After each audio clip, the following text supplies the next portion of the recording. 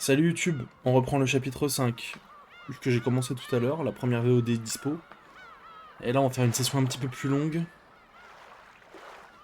J'ai hâte de voir où ça va nous mener. Tac. Repartons au combat.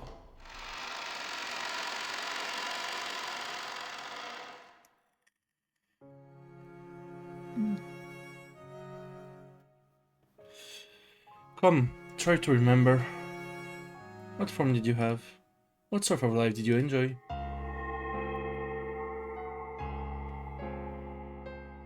Once again a storm of gold butterflies started to swirl, covering Kinzo's cold body.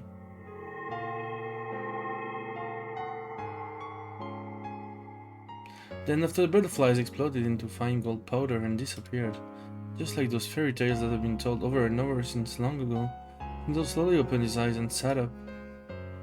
Father? Natsui, let me first make one thing clear. I did not coax you into doing this because of my attachment to life. You liar, don't tell me you didn't anticipate this at least a little. How does it feel, Kinzo? Where's your body? It isn't bad, but it feels somewhat like being in a dream. I feel light. You are a being that wasn't permitted to remain in this world, yet you still remain here. Don't start complaining about a little discomfort now. Is your body truly alright? Is it really okay? Actually it feels quite pleasant. If this is what the world of death feels like, playing the ghost might not be half bad. Natsui est dans sa folie, hein. How is this, Natsui? Kinzo was revived. That means a funeral is unnecessary. No hardship has been resolved. Patrice. As Natsui tried to find words of gratitude amidst her confusion, Patrice waggled a pointer finger and spoke. There is no need for thanks. A ruler is allowed to be proud. I will not pay heed to requests, but I will follow orders. Even so, I'll say it. Thank you. This way you've bought some time for my husband. We will handle the rest. Be warned, Natsuhi. Kinzo may have revived, but that is not an eternal thing. It will only continue as long as my magic does. Be warned that the magic-resisting toxin may destroy the magic. You must understand the laws of magic correctly and work hard to maintain it. I can show you a miracle, but it's your role to grasp it and hold it. Of course, we definitely won't neglect the miracle you have given us. Very well. Yes, it will appear masters needs to be changed out every once in a while, just like floor mats. I like it. I shall serve you, Ushiromiya Natsui. I'm the Ushiromiya family alchemist, the Golden Witch Beatrice. Call my name whenever you wish. I shall appear and grant you a miracle. Thank you. I am Ushiromiya Natsuhi. I will employ you and protect the honor of the Ushiromiya family. J'aurais dû aller jusque là en fait tout à l'heure.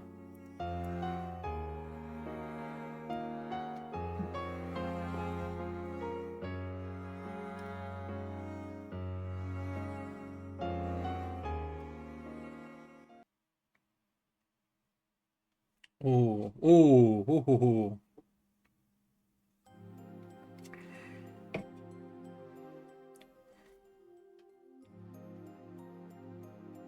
The rose garden was truly splendid this year. The roses were blooming like crazy as if competing with each other. In that rose garden, Kinzo, Kan and Natsuhi could be seen. Once again, the flora has grown wonderfully this year. It must be the result of your care. Thank you very much. The weather just happened to be good this year. Thank you, your care. The garden is even more beautiful than usual. Good work. Thank you very much. If today weren't so special, we might have been able to admire the roses while enjoying some black tea. Kinzo shrugged. Today was a family conference. When it came to the other siblings' businesses, none of the news had been good. On the contrary, the siblings probably planned to turn the conversation to the topic of Kinzo's remaining life, and hold a quiet thought about the inheritance. And those people are quite unpleasant. By the way, what about growth? Is that debt repayment plan of it proceeding well? It does seem to be a realistic plan. However, it's a plan on quite a large scale and it doesn't seem to be bearing fruits quite as well as expected. If possible, I would have hoped to have that result before today's family conference. Yes, my apologies. Are you sure you're okay, Kinzo? Casually walking around in a place like that. Il se passe beaucoup de choses quand même.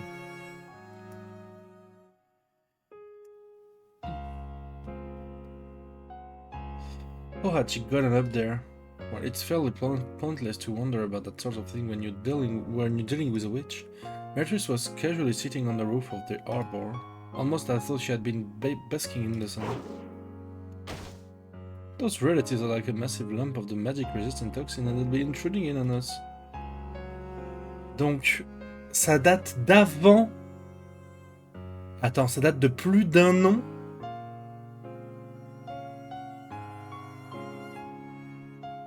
Et Yoka. Enfin, Donc là, la mort, la vraie mort, date d'il y a plus d'un an.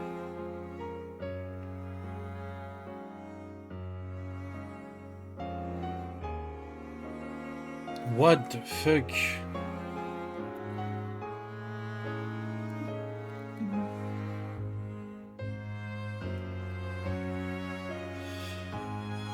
You me to them, your soul evaporate in an instant. Huh, I'm already dead. Ouais, ça a plus d'un an, putain. Evaporating will be no deterrent. We can't have that happen. Please, for the sake of the Ushumiya family, lend us your strength just a little longer. Natsui, it seems the boat carrying the relatives has left the harbor. Perhaps it's about time to bring an end to this walk of yours. Is that so? Thank you. Please return to the study, father. My, how tiresome to go back inside when the weather is this perfect. Don't grumble, Kinzo. Right now you're nothing more than a ghost I gave life to. It'll be troublesome for both me and Natsui if you're scattered away by the toxin. Just be a good boy, shut yourself away in the studio and wrap a blanket around yourself or something. Merely receiving the chance to enjoy this rose after death makes me an extremely fortunate man. I understand. I shall return to the study. But I would like some black tea. Can I tell Genji to bring me some? Perhaps some Marco Polo will do well today. Certainly. Then let us go our separate ways. Natsui, you must conduct the family conference splendidly in my absence. Of course, father. I can't say it in front of them, but my husband is already the Ushumiya family head, and I will do all I can to ensure that I don't embarrass him as his wife.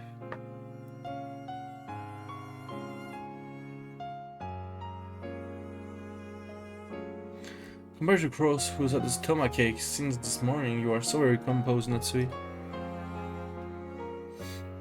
My son is quite hopeless. My husband is talented in his own way, supporting him where he is weak in my duty as his wife. Indeed, carry out your task with precision. I will make sure to stay shut away, so that I don't get in the way of this farce. Canon, go with father to the study, and then have Genji prepare some black tea.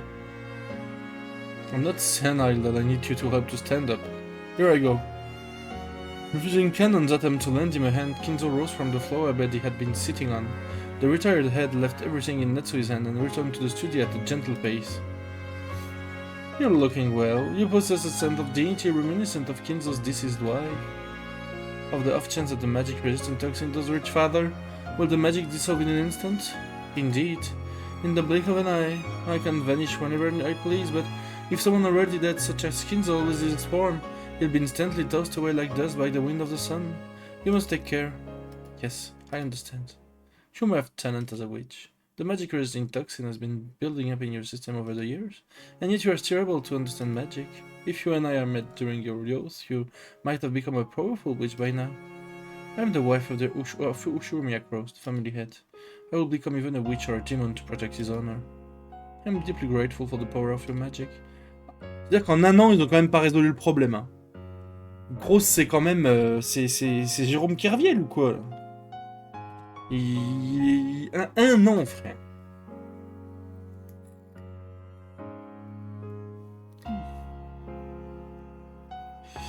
I wouldn't have been able to protect the honor of the Uchiwara family without you. Let's discuss that at another time. I'd like to enjoy it with just the two of us women drinking tea. A friend of mine who went to Sri Lanka sent me some black tea with a wonderful rose fragrance. Oh, you mean Dimbula? That isn't bad. And you should also have some patties on the side. You must serve me some as a reward if I manage to trick everyone for this entire family conference. It's a promise.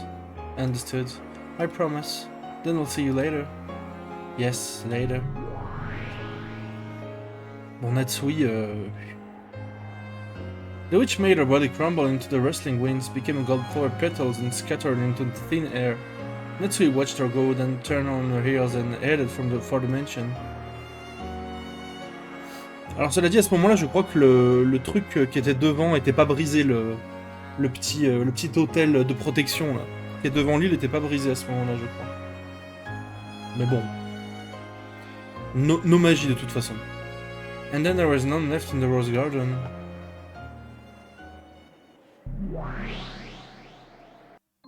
Okay then. It's break time. Got any complaints so far? None at all. If you have to pee, why not just go and do it? What a rude thing to say. Kinzo is already dead, right? Well, he's walking around and talking, isn't he? Doesn't that mean this is magic? Of course I doubt this mood will work on you after all this time, Burn. But what about you, Battler? Isn't this weird? Don't you have to accept the existence of the magic that revived Kinzo? If you're trying to imitate Bato, it's pissing me off, so stop it right now. Waouh. Le chip... C'est redevenu le chip le plus facile de ma vie, je pense.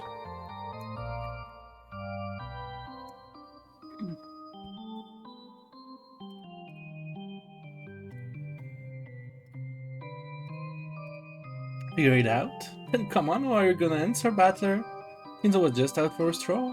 Why not act like you always do and start holding your head, crying, "This makes no sense"? Come on, use that old, so useless catchphrase, and then give me one of your classic nonsensical counter-arguments. There's no way a human who's supposed to be dead could be walking around, right? Is this all because of some unknown virus called the Rokkanjima syndrome? Let's go.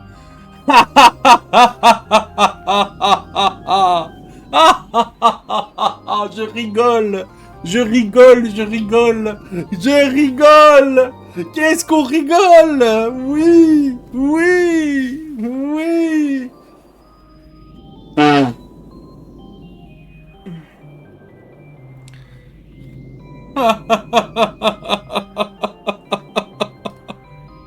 Allez, c'est Screenhead.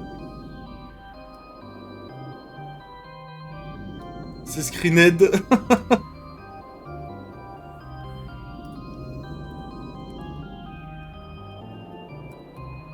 Petit sourire en coin.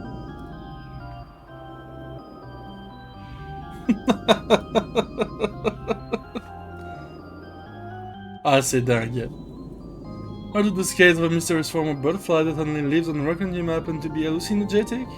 Or is it all because a mysterious secret organization called the Mountain Dogs made an as of yet undiscovered drug called Purpurus Pikuyu, which causes mass delusion? And you heard ton of this wonderful crap. Just shut up, this isn't even a problem. Grandfather is dead at this point in time.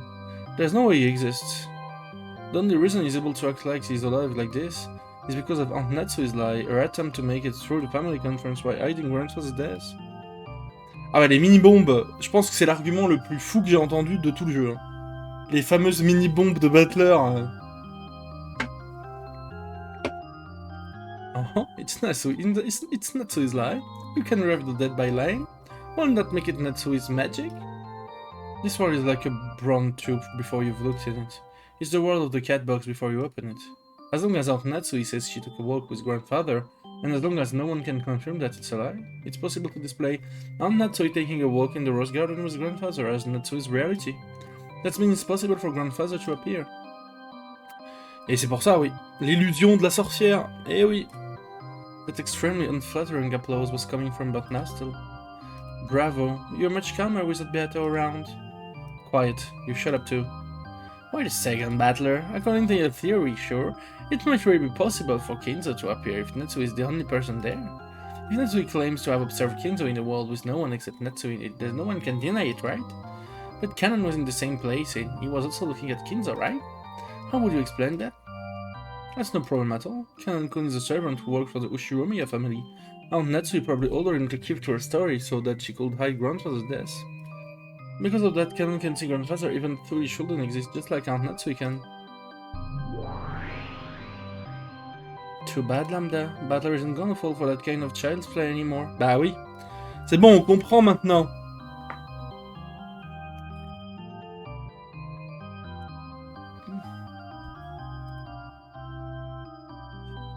Seems so. Well, this is nothing more than an opening before the game's really started. Like an aperitif before a meal. An appetizer at a bar. Green tea at a sushi restaurant. Shut up. So we aren't gonna get anywhere unless I say it again in blue text, huh? Looks like it. Would you mind? The reason Grandfather's strolling around like nothing happened even though he's already dead is that people who wants to make it seem sad though he's alive created an illusion of him. People who think the same way can share in that illusion. Then they'll talk as though Grandfather actually exists and was with them until a second ago. That's why he's strolling around like it's perfectly natural. Because of this, the illusion of Grandfather is unable to appear in front of people who are on this with Natsui. That's why they made up the story of him shutting himself away in the studio and refusing to come out. In the game before now, Grandfather has always locked himself up in his studio. We never met him directly. However, some people said things that made us think he was locked up in his studio in a bad mood, such as claiming to have met him only a short while ago.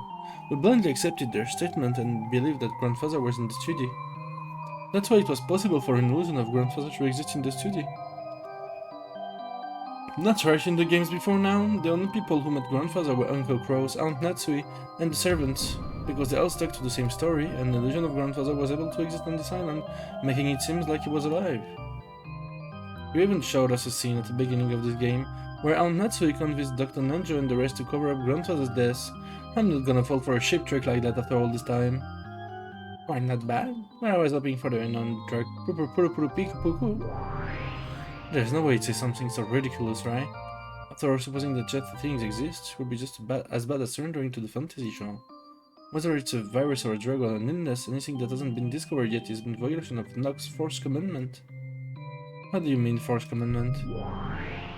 Knox's Fourth, it is forbidden for unknown drugs or difficult to understand scientific devices to be used. The rule states that such things can be used during a murder. What the hell? Unknown drug X and unknown scientific device X should be the best kinds of weapon to use when fighting against a witch. That's what I'm talking about. All of those violate the rule of proper mystery. Supposing an unknown virus, an unknown drug. Il est en train de se foutre de sa propre gueule là. Bah écoute. My condolences. If it was your theory, then it's game over for you. Hey, what are you talking about? You think you've been fighting in direct opposition to Beato, but that's not actually true.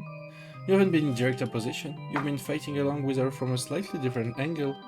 All this playing detective you've done hasn't been fantasy versus mystery, it's only been fantasy versus anti-fantasy. You don't have a clue what you're talking about.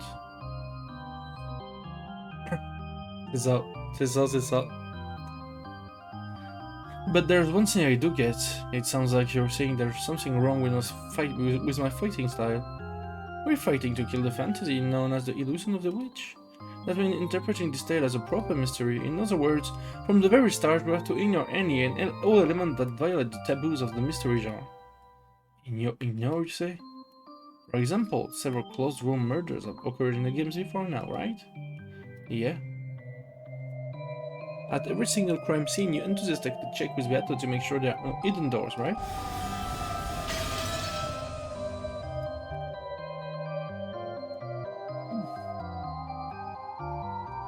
Then that's it to a flashy bunch of red troops waving together all over the place, almost as though that itself is the battle. I call it a waste of time.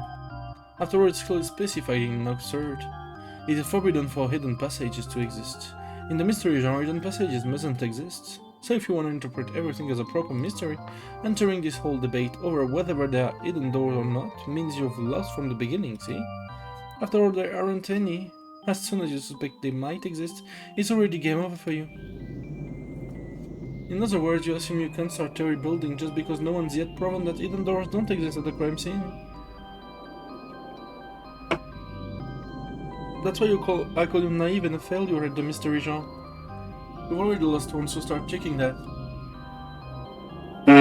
You say you're waging a fight to interpret everything like a mystery novel, right? Then you've got to follow the convention of the mystery genre. Yeah.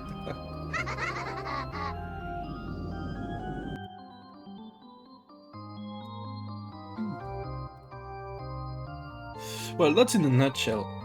Hidden doors must not exist at any of the crime scenes. That means any time I spent asking whether they exist or not is wasted. I think I know what you're talking about. I've heard about it somewhere. Is it like the 10 basic rules from mystery novels or something? Yeah, that's right. They're the 10 wedges for drilling witches brandished by Nox, the peerless Archbishop of Witch Hunting. Those are the true weapons with which to fight and defeat the fantasy known as the Illusion of the Witch head-on. It's just like you, Burn. To bring in such a troublesome weapon, that's the fantasy your archenemy. So you'll deny the existence of hidden doors right from the start without even investigating the crime scene? That sounds more like fantasy to me. Lomdaro, who's in charge of the witch's side, is fantasy. I'm the one who's fighting her mystery. What are you? You're just barely anti-fantasy, doing nothing but dodging over and over and denying fantasy. You're opposed to absolutely everything, but you can't make any counter-proposals. You're like a politician from some country. Shut up. Oh, les lois de Nox Matermine, ça commence déjà à me casser les couilles, je tiens à le dire.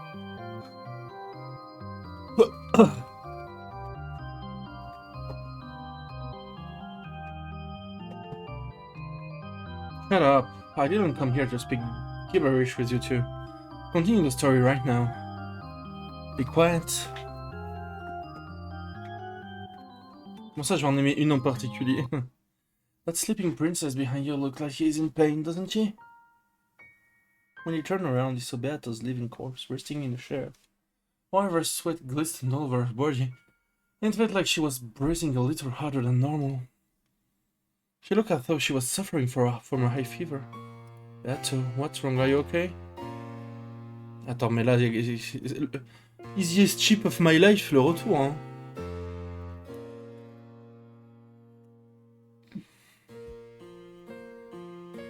What do you mean, is she okay? You should say some weird things. Aren't you fighting to kill this girl? You've rewound this fight game for your benefit. But Rhino Burn has done a good job cornering your opponent and is about to break through the illusion of the witch. Her existence has been almost completely denied. It's unnatural that she's suffering.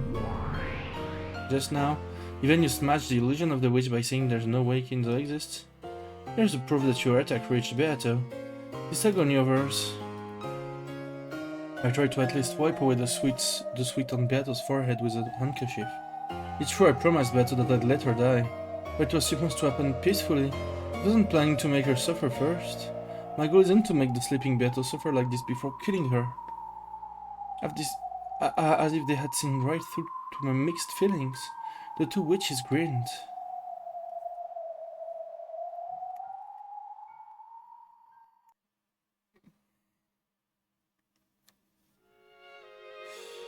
Et il le faut. Bah, vous avez l'air très corda, mais moi du coup je l'ai pas quoi. Ça va être quoi, une Jojo Ref? J'imagine. Je sais pas. I done you overhead because you kept yelling about the inheritance, right, Aniki? It wasn't my fault, it was just an unlucky coincidence, okay? He just happened to be in the corridor and heard. It was an accident, I tell you, an accident. To give it a rest. Just call it out bad luck this time and give it up. If you leave a man alone, his mood will pop right back to normal. Hopefully, Fraser's feeling weren't hurt so much that he writes up some strange will.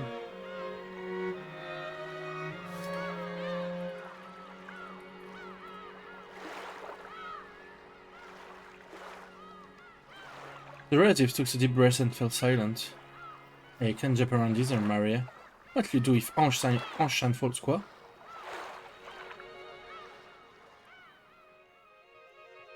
Attends. Sorry to keep you waiting, the boat is ready. Okay, let's go. Won't get anywhere by complaining now.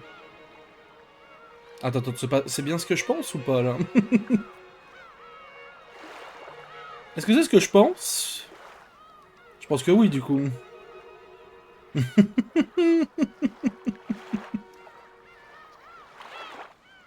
Ok.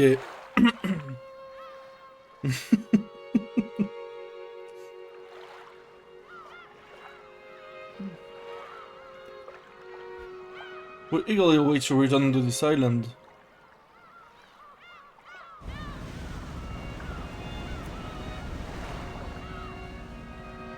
Ah, ils partent là. Ah, mais c'est la réunion de l'année d'avant. C'est normal. Je suis bête. Je suis bêta, pardon. Pardon.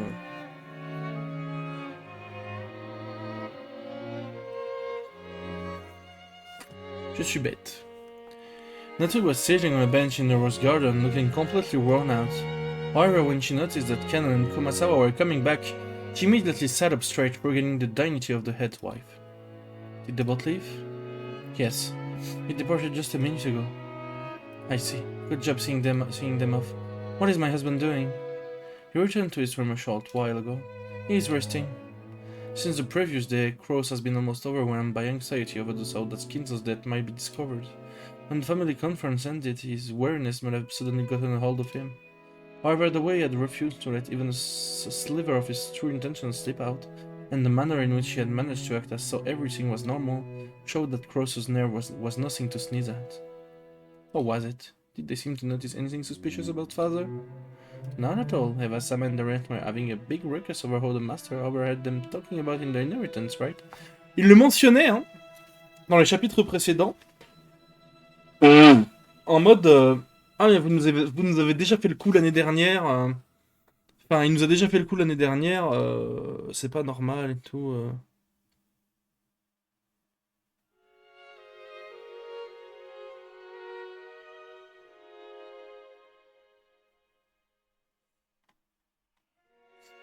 Donc, ouais, bah logique quoi.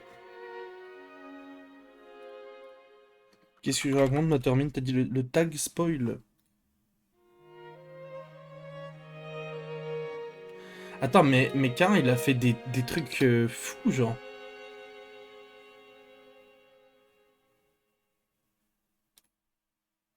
C'est trop bien. Hein. Ok, ok. Wasn't their panicking just priceless? Yes, they were quite shaken up. But Kumasawa, you really are quite an actress. The way you acted at all panicked in the corridor made it seem like father really was there. Kumasawa-san is quite talented at that sort of thing. Ah.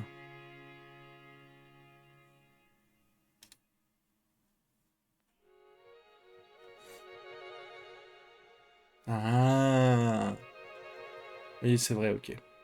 Par contre, il est exceptionnel, le remaster du mime, genre. Kumasawa-san is quite talented at that sort of thing. Oh, come now, I don't deserve such praise. I always have to give Genji strict orders not to easily swallow your story when you call in sick. No, that's just too harsh, madame. You already did a good job. Both of you, as well as Genji and Shannon, will get you paid for a month's worth of past vacation time, as well as 5 extra days, just as promised. Consider ce... Le faux, la merde. Le faux, la merde. Tu sais quoi? J'arrête Umineko. J'arrête Umineko. J'avance plus. J'avance plus. Je boycotte. Ah, c'était ton rôle! Pardon, j'avais pas pu. Je pensais que c'était un rôle random. My bad. Non, mais c'est bon alors, y a pas de mal. Je pensais que c'était un rôle du serve, genre. J'ai pas fait gaffe.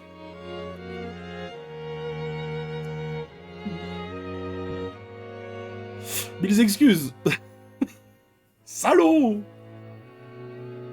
Talk with Genji when you collect your pay so that the other servants don't find out. Sure, we understand. Bah, moi aussi, je voudrais bien Kiki, hein. En vrai, je kiffe Kiki, moi. Sure, we understand. Right? La touche. On verra ça si c'est mon rôle. Comment ça va, son? Your voice is too loud. Oh, not good, not good. Oh, oh, oh. Tu peux pas le voler si c'est mon rôle, si je clique. En fait, t'as la prio sur tes rôles. Si tu cliques sur tes rôles, même si t'es un peu late, tu l'as automatiquement, genre. Tu peux pas te battre, en fait. Voilà. C'est mon rôle, tu peux pas win, en fait. Et ça marche dans le sens inverse, du coup. Voilà. Donc si j'ai Kiki, je te le donnerai peut-être.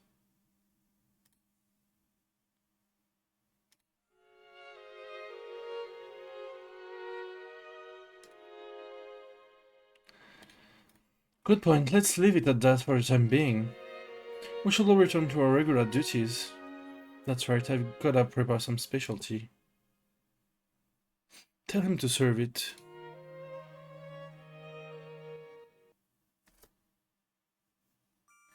Natsui let them know she wanted to be left alone for a while, so she could drink some black tea in the rose garden.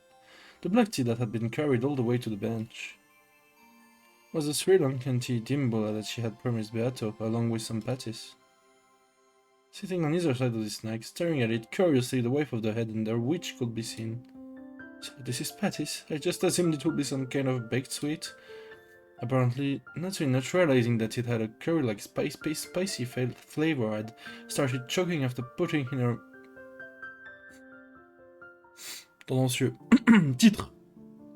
Had started choking after putting it in her mouth. To describe it in Japanese terms, it was like fried dumplings stuffed with mashed curry-flavored potatoes.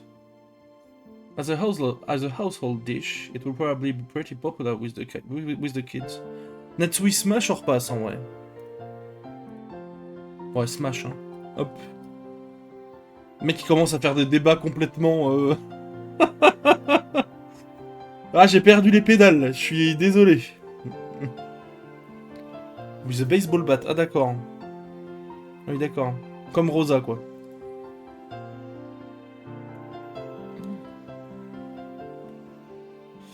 En vrai, vas-y, tu sais quoi? J'ouvre un débat. Il faut répondre sérieusement. C'est quoi votre plus gros smash du jeu? J'attends des réponses sérieuses. Le premier qui dit Maria, je coupe le stream.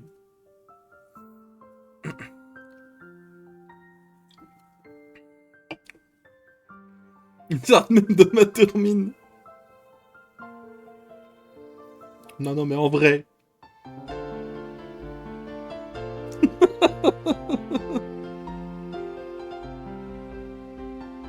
En vrai. Qui a dit que c'était pas vrai? Bah c'est encore pire là. Je veux plus rien avoir à faire avec vous, moi.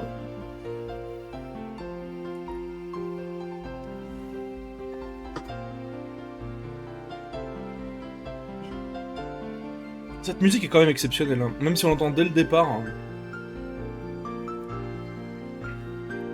However, it was something of a shock to Natsui, who expected that a treat to go with tea will be sweet. Didn't he know?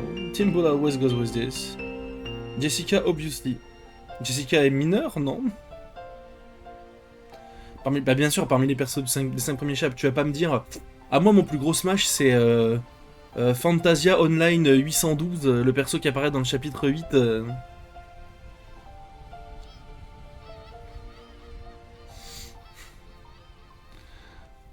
Moins mineur que Maria. Bon, c'est vrai, ça joue, quoi. Ça joue un peu, quoi. En fait, elle est peut-être majeure, vu qu'elle a l'âge de Battler, je crois. Battler, je crois qu'il est majeur. Je sais plus. Mais elle est peut-être majeure, en fait, Jessica.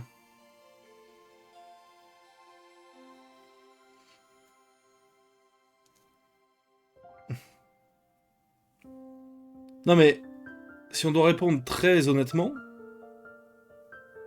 si on parle de Smash purement physique, quoi, platonique, c'est peut-être Gap, pour moi. Voilà. Et yo, Boris. Béatrice, ça joue aussi, en vrai. Béatrice, ça joue.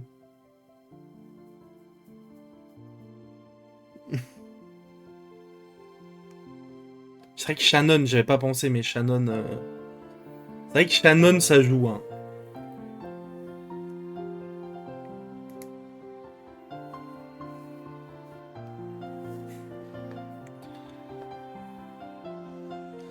Sinon, il y a les Seven Sisters of Purgatory aussi.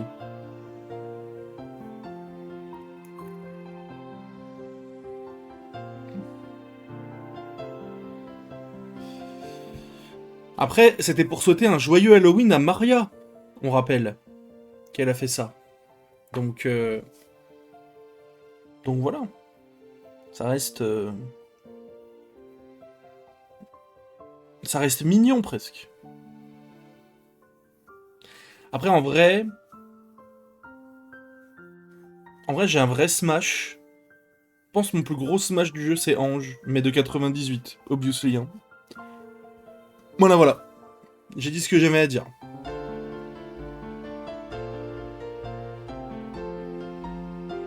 Sinon, si on part vers plus le côté très adulte, Kairi quoi. Voilà.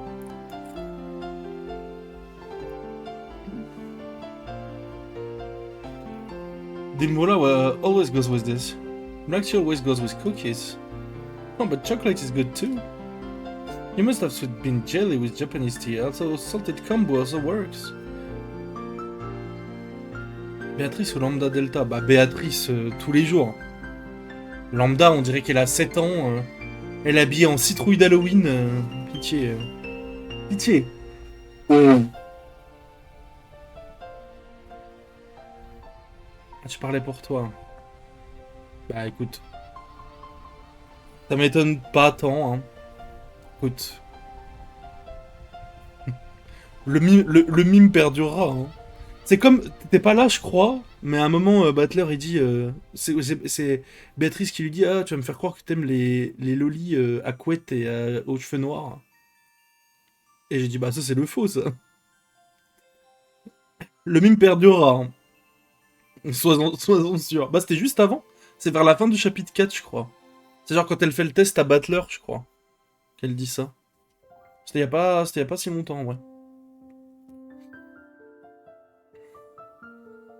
C'est ma termine le coupable. Mais j'attends... En fait, j'attends le moment où il est censé dire le même pour qu'il l'écrive dans le chat, tu vois, et que je comprenne, du coup... Avec en fond, j'aurai le thème de Kira dans la tête, tu vois. Chinese tea goes with Chinese dumplings. Oh, I like mooncakes too. I'm surprised. Attendez, je crois que j'ai un drop. Je suis la merde. You know a lot about various cultures, don't you? Well, I haven't been living 1,000 years for nothing. I've tried refined teas from all over the world. Perhaps you could call it a journey through the world of tea. That doesn't like it would be a wonderful way to travel the world. Before today, I never knew that one could enjoy tea like this. I will treasure this experience. I cannot leave Rokkenjima. This is the only way I can travel. What about you? I'm sure you've elegantly traveled the world like any wealthy wife might. Before Jessica was born, my husband took me to many countries.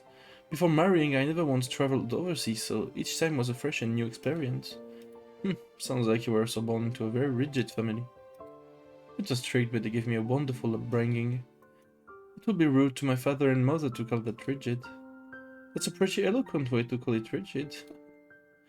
Rose might have pitied Natsui, or he might have wanted to take her away from the rigid Ushumi family for a little bit and let her rest.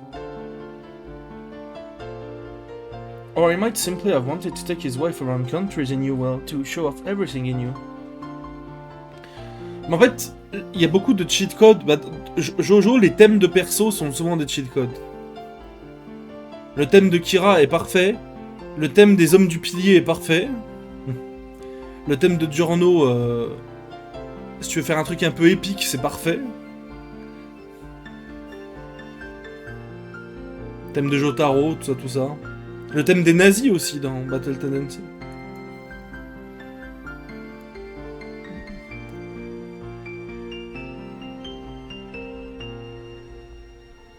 Le clip Let's Go les nazis, il est quand même... il mérite d'être étudié peut-être dans 100 ans en classe, tu vois. Je pense.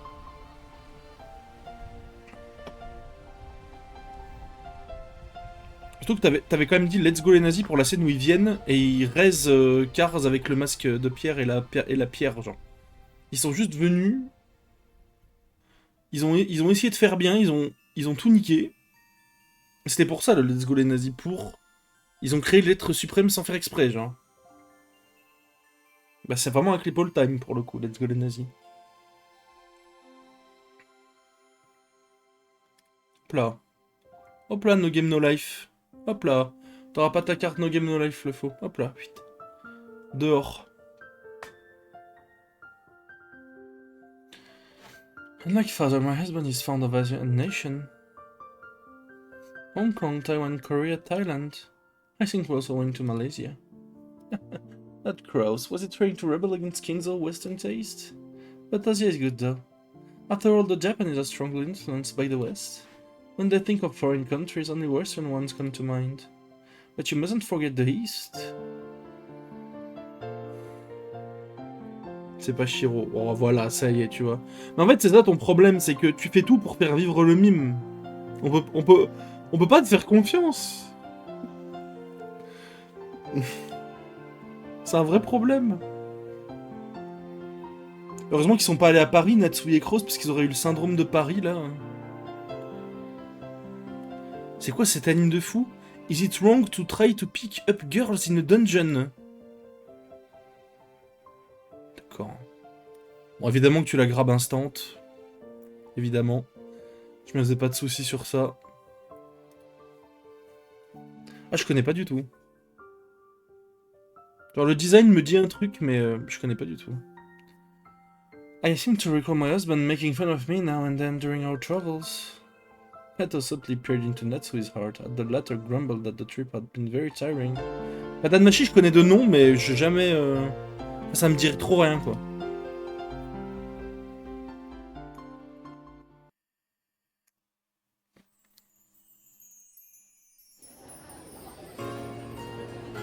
Are you listening? This is called an areca nut.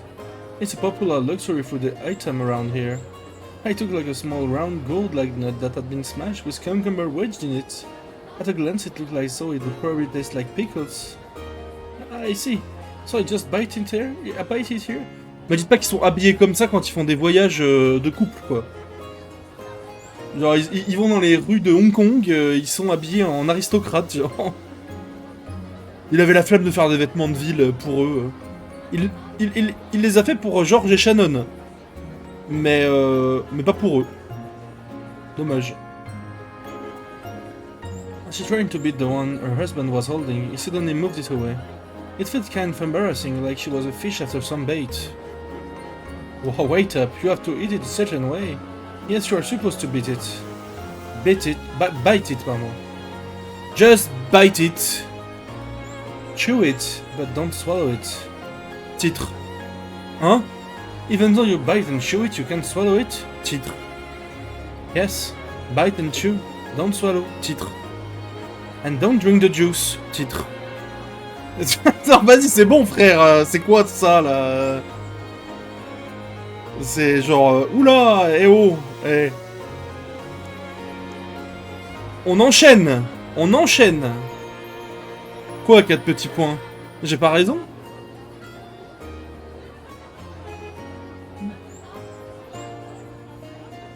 It'll make your stomach hurt. I don't understand. Why would you eat something like that? Think of it as something like gum. Chew it and enjoy the flavor. And take the scraps you've bitten in the juice and spit it out into a paper cup like this.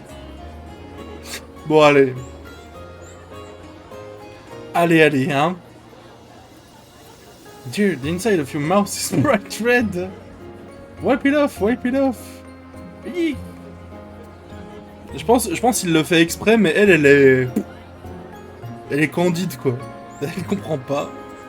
Even her favorite handkerchief, which I wiped Cross's mouth with, had bright red marks on it.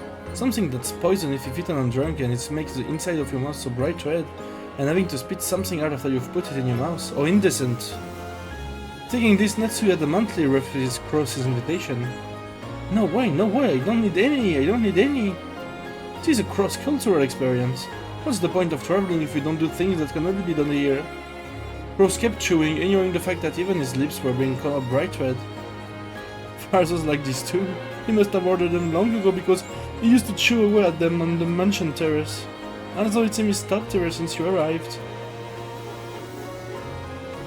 Look here, father, the person you respect even more than me enjoy all this all the time. Look, don't be shy, take some. No, stop it, dear. En fait, je pense que Cross et Natsui, c'est le pire couple, parce que vraiment, ils sont...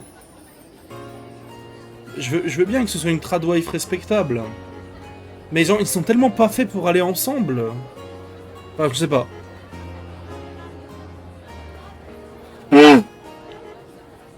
Ils ont aucune complicité, ils se comprennent pas. Je sais pas.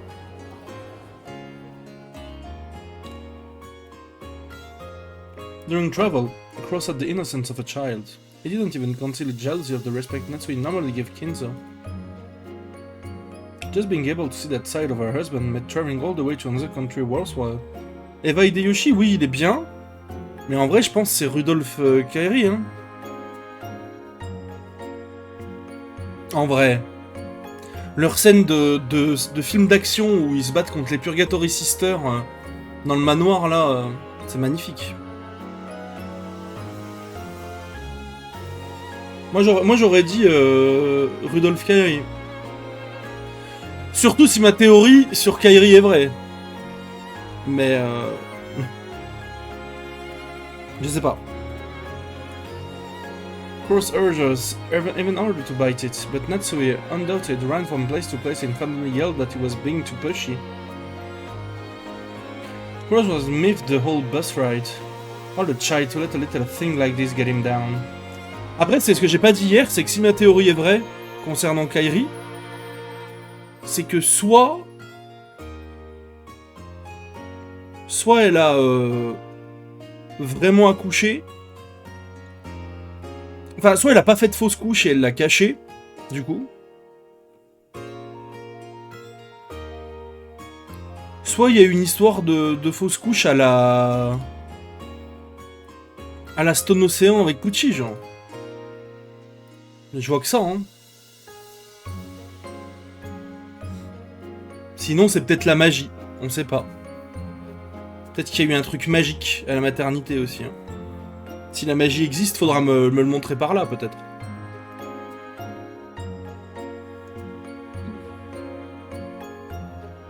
Ah, j'ai dit Pucci, c'est pas Pucci, c'est... Weather Report. Non, c'est compris, quoi.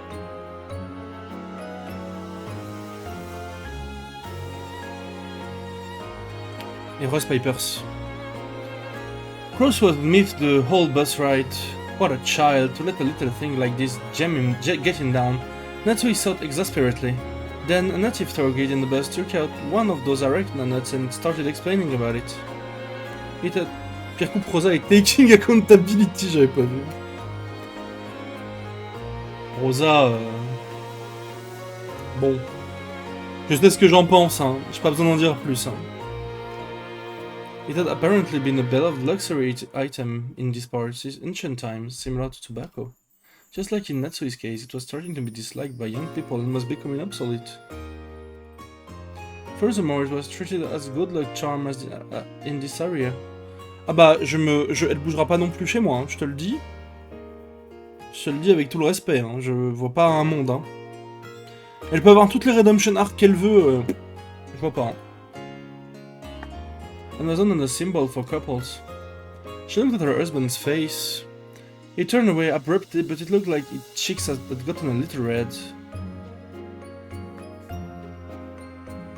So, you then leaned on your husband and he held his hand, did you? What the heck, you and your husband share a pretty pool love, don't you? Did you get all fired up? You know, like that night. D'accord. Red-faced and avoiding Bato's eyes, Natsui tried to hide her embarrassment by swallowing the patty's whole, showing with her cheeks puffed out like a blowfish. Bato said, "Yep, this is the best snack anyone could have with tea," and nodded several times, broad smile on her face.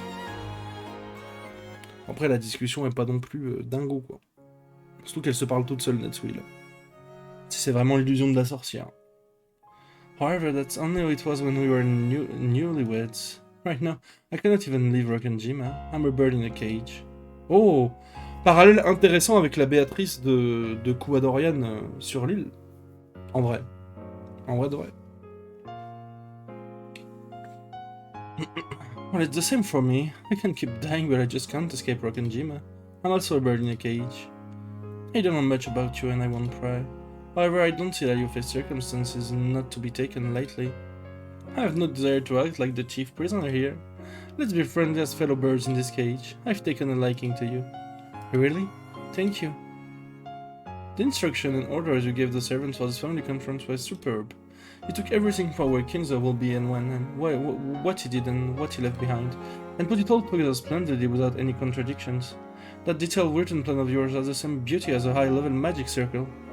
To make it look like Kinzo actually existed and was living life his own way. She had written its schedule for the day down to the finest details and made the servants follow it to the letter. When did he meet whom and where and what did he leave them? When did he do what and where and what changed?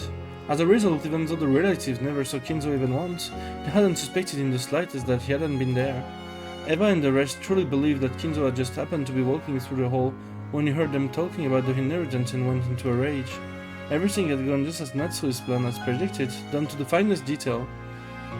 And the cooperation by the servants also worked smoothly, down to the finest detail. I had to stop this secret from getting out of matter the cost. That's why I double-checked the plan thoroughly. She will power and attention to details summoned success with certainty. As a witch, it seemed that you were in Lady Lambda Destal camp. At your current level, as soon as you become self-aware of that as magic, you will be worthy of calling yourself a witch apprentice. If you call something like that magic, then that will make Kumasawa the witch of famous illnesses. Ouh, ça clash, Kumasawa. Comment tu oses clasher Kumasawa, toi? Déjà. Parle pas mal de la vieille, par contre. Respecte les anciens. Comme a dit un grand smasher un jour, respect your elders. Faut l'avoir, hein. It's only on busy days that she calls us to say she's taking the day off because of her bad back. Like Iberia's family conference, for example. 5-0. Ah, c'est bon, tu l'as. Je suis content. Oh no, you've got Kumasawa completely wrong there. She's a witch of a much higher level. If you knew what she really was, I'd choke you. It's choke you. Et du coup, est-ce que ce serait vraiment Virgilia? Vu qu'elle est sortie d'elle.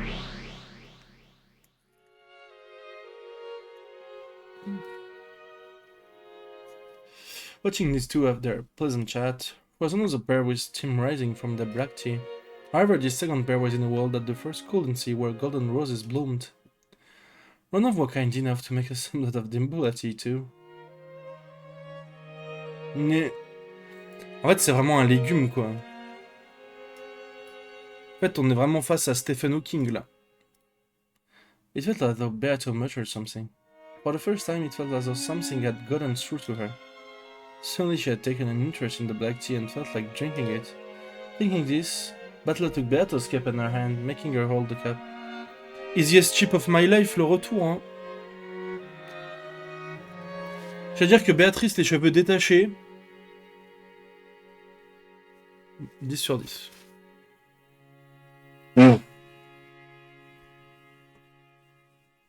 Me permet, hein. Oh, Susanna, hop là. Ah bah moi je préfère, tu vois. Ça lui donne un côté superbe, je trouve.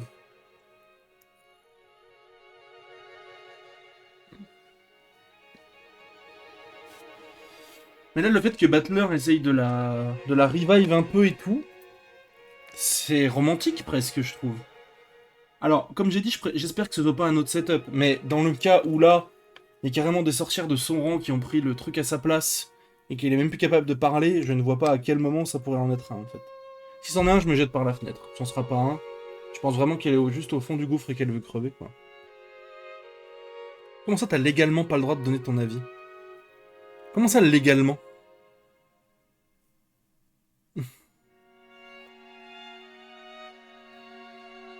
Comment ça, légalement? Bon, Beato, ça va pas. Hein. Beato's eye trembled sadly and her finger shook, almost as though she couldn't even move her finger as she wanted to, and was mourning the fact that she could no longer enjoy the tea she had once loved by her own power. That's how she looked. So Butler put his hand on Beato's, grabbed hold of the teacup and lifted it to her lips. C'est romantique de fou. Then, so it was only a single mouthful, Beato sipped. The days they had been locked in a killing fest with red sword and blue wedges already seemed like the distant past. Now, not only was Beato unable to do that, it was even difficult for her to make her body do as she pleased. Even just drinking a mouthful of black tea like this was hard. Oh, is it? Elle va tellement tomber amoureuse de lui. C'est tellement... C'est même pas... J'ai prédit dans mes théories qu'ils allaient s'allier à un moment. Non seulement ils vont s'allier, mais elle va tellement tomber amoureuse de lui, genre... Le vrai, le true love, genre. Comme ça, il pourra avoir l'amour. Parce que sans amour, il peut pas voir, malheureusement.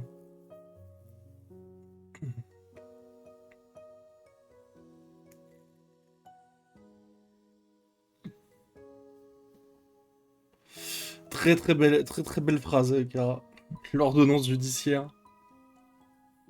En vrai, ça me fait beaucoup de peine pour Beato, mais en même temps, Battler, je sais pas. En fait, je sais pas quelle résilience il a en lui pour être encore aussi sympa avec, malgré son état végétatif. Mais c'est beau en vrai.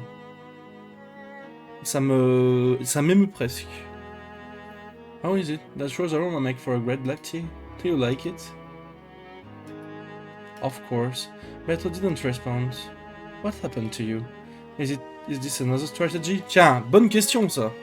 Are you pretending to be in a slump so you can shock me later? If that's what you're after, some trick won't work again, so give it a rest. I can't get fired up with you like this. Hey, isn't it about time for you to start laughing loudly, saying cock you dumbass or something? Any kind of joke stop being funny if you drag it out too much, especially if it's a rehash. Laugh, just like you cackling over there as you drink without Natsui.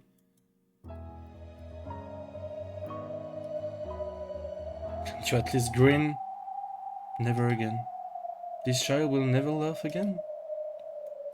Ah, ça me fait presque de la peine. No joke, ça me fait vraiment presque de la peine. Those sudden words were exceedingly cruel. Can you say that for sure? Don't you try to take Beato's right to laugh away from her? Or should I say it in red then? I shook my head furiously. Then with an expression that didn't reveal a thought in the slightest, Berncastle spoke with looking at Beato's face, and the word she used was completely incomprehensible to me. Congratulations. For what? Beato is like this as a result of your victory. What are you talking about? You said something interesting in the previous game. You said this will be torture where you both torment each other. That was right. It's torture for Beato as well. And you won the Jojo game. That's why Beato's soul was killed. Why she became a doll-like corpse. You're saying I did this to Beato? The battle ends when one of you loses to the will to try and win. As far as the battle between you and Beato goes, that was already concluded in the previous game.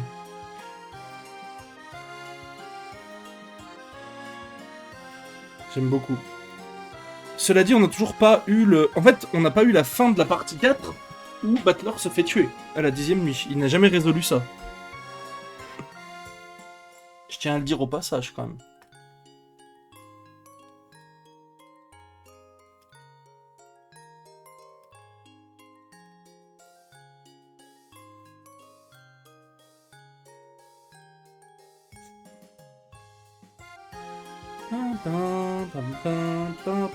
J'aime beaucoup. Well, it's probably happened without you nothing down. In that case, wasn't the game ended if I've already won? Why is this game still continuing? The shackle attached to that girl's ankle. That's a rule Lambda made. Even if Beatrice tries to yell or get discouraged or gives up, she isn't capable of stepping down from the game. That's the rule, or maybe it's a curse. In the past, I supported you when it looked like you were gonna give in, so you probably couldn't perceive it. I assisted you by giving you hints and making things go your way. That's why you were able to be here now. Remember? Remember how I saved you? J'aime beaucoup ce thème. Je sais pas si je l'ai déjà entendu avant. En fait, c'est bizarre, y a que sur Umineko que j'ai ça, vu que les thèmes, il n'y a pas de leitmotiv qui revient ou de trucs très reconnaissables tout le temps. Je sais pas si j'ai déjà entendu le son ou pas, ça m'arrive très souvent. Mais en tout cas, il est excellent. Petit thème d'appoint, quoi. Brancaster stared at me. It's true I wasn't aware of it. But just maybe, I was saved by her. In the same way, Lambda is supporting Beato. And this time Beato is on the verge of giving in. That's why Lambda's been giving her support this round, to keep her from giving in. That's why the shackle is. By refusing to let her resign, she rescued Beato within the game. Rescued her from what? Remember, there are only two ways for this game to end. Either one side will accept defeat and resign, or one side will win the game with a checkmate. Beato was about to collide with the first way. That's why Lambda crushed the chance and managed to just barely avoid losing. By the rules of this game, that's an important, an impressive bit of support. Ah, peut-être alors. Parce que j'ai l'impression que je l'ai déjà entendu, mais je crois pas en fait. Donc, ok, c'est fort possible en fait. So the only way this game can end now is if I win. At the very least, until I do win, this switch called Lambda Delta can probably try to buy time for Beato to make a comeback. But that just prolong Beato's suffering even more. Neither of us want that.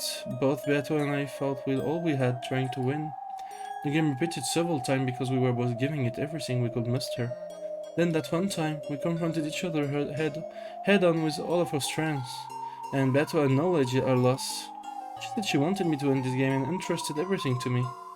So Burncaster was the truth. That it's my fault Beato's become a living corpse. That's true, but it's something both of us wanted.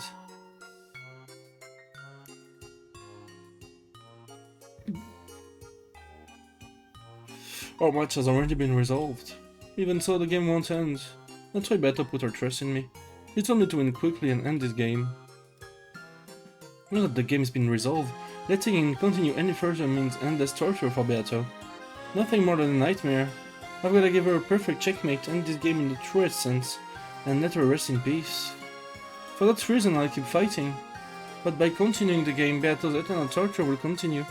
It felt as though I could only let her sleep peacefully by slowly strangling her to death. I'm starting to feel like truth doesn't matter anymore. As long as Beato's satisfied, who cares what happens in the game? Beato resigned. I'll abandon the trust of the illusion of the witch and return home with my family. Is there anything wrong with that? If only Lambda Delta hadn't placed the curse of that shackle on her, this battle would be over already. That's why I found it detestable. This game, which I can't finish without tormenting Beato more, is detestable. What this? Beato's starting to look like she is in pain every time you get closer to the truth, so you're suddenly going easy on her? Then go easy on her as much as you can. And why don't you just let Beato win while you're at it? Merde. Merde. J'ai cliqué sans faire exprès, j'ai perdu la fenêtre. Then your little sister can have a lonely, tragic future forced on her endlessly. That's not how it is. That's right, I have to return for Ange's sake as well. I know this isn't the time to start feeling compassion for Beato. In that case, make sure you kill her. Kill this witch without fail. Even though Beato was right there, Rena still spoke without holding back. Your goal is to kill this woman. In the last game you said it at Beato's request. You said, I'll kill you. Yeah, that may be true, but that doesn't mean you get to complain about it. Did you know? When you tear one of your fingernails out, it's better to do it in one go. Putting it out like you do, timidly twisting and slower, it's much more.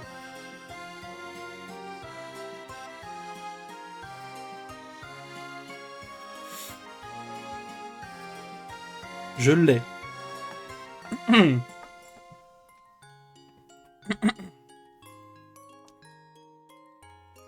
Ça commence à faire beaucoup de rêves quand même. What you're doing sound much more like torture to me. If you have any compassion, kill her all at once. That's how killing works. That's none of your business. I'm the one who gets to decide what to perform her last rites. You and that Lambda Delta witch have nothing to do with this. I'll kill her, I won't let anyone else do it. As long as you don't lose that willpower, I'm betting on you, okay? Make sure you don't forget. Unless this game is resolved, it will never be released. You won't be allowed to abandon this game either. I get it. I know what Lambda's after. He wants to make you lose your will to fight just like Beato. To make you a pair of living dolls, to keep this world in perpetual equilibrium. You don't want that, do you? I wouldn't like it either. Why should I give a damn about what you want? Still, I won't throw this game away. I won't abandon my responsibility to fight against Beato. I'm glad our goals are the same. So you'll be able to kill this child without any hesitation, right? C'est quoi son sprite de ça en new? Oh, c'est nul à chier. Oh, elle est tellement... Enfin, c'est nul. Ah, c'est affreux. That's right. I have no way of knowing whether those words ease their pain or hurt her, but I can tell by the dull tingling in my chest. I surely believe I've hurt her. I've no way of knowing what the silent battle feels. If I think I've hurt her, does that mean she's actually been hurt? And if I didn't think I'd hurt her, would that mean no one's gotten her because of me?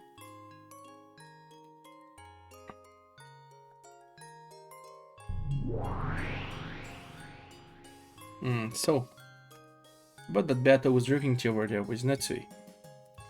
You can handle that, right? Yeah. No problem. The same as it was with Kinzo, Beatrice doesn't exist. It is a fake illusion of a witch that Netsui created, since she believes she was borrowing a witch's power when she thought of a brilliant plan to overcome hardship. It doesn't look like they're drinking together because Lambda Delta, who's the game master and the one telling the story, interpreted it that way. Exactement comme Béatrice faisait du coup.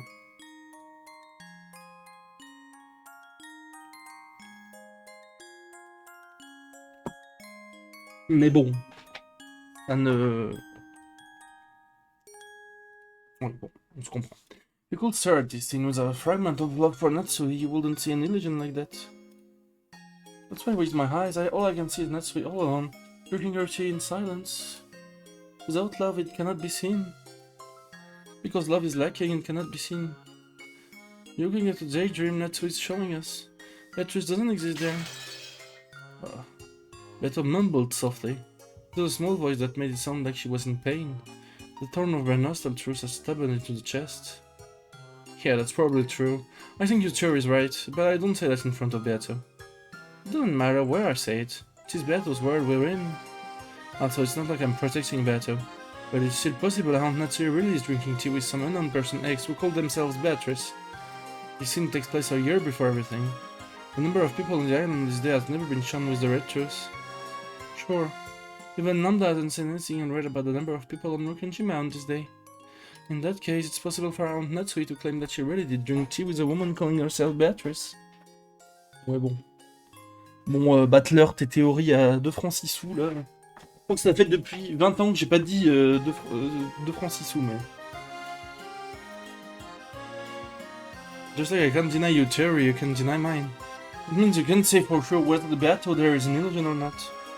Oh, it's that catbox theory? That might work on battle, but it won't work on me. Why not? After all, Natsu is drinking tea by whole self right there. Ouais, bah du coup... On s'entend.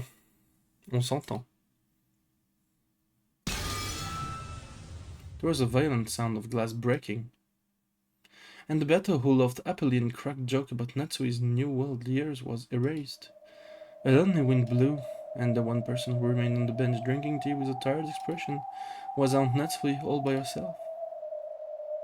Ça confirme un peu toute cette théorie de l'illusion, et ça explique les présences de Kinzo. Et ça explique aussi la présence de... Burn Castle, enfin de son alias, sur l'île. C'est aussi l'illusion de la sorcière. Je ne vois que ça, et c'est logique, du coup.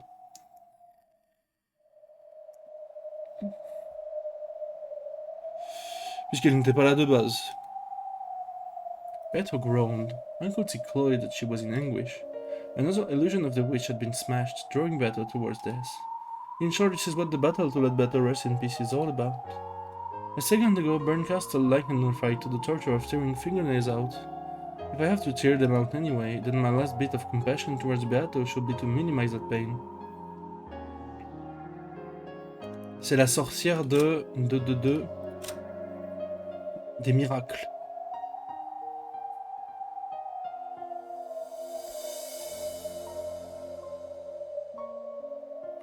Mais bon.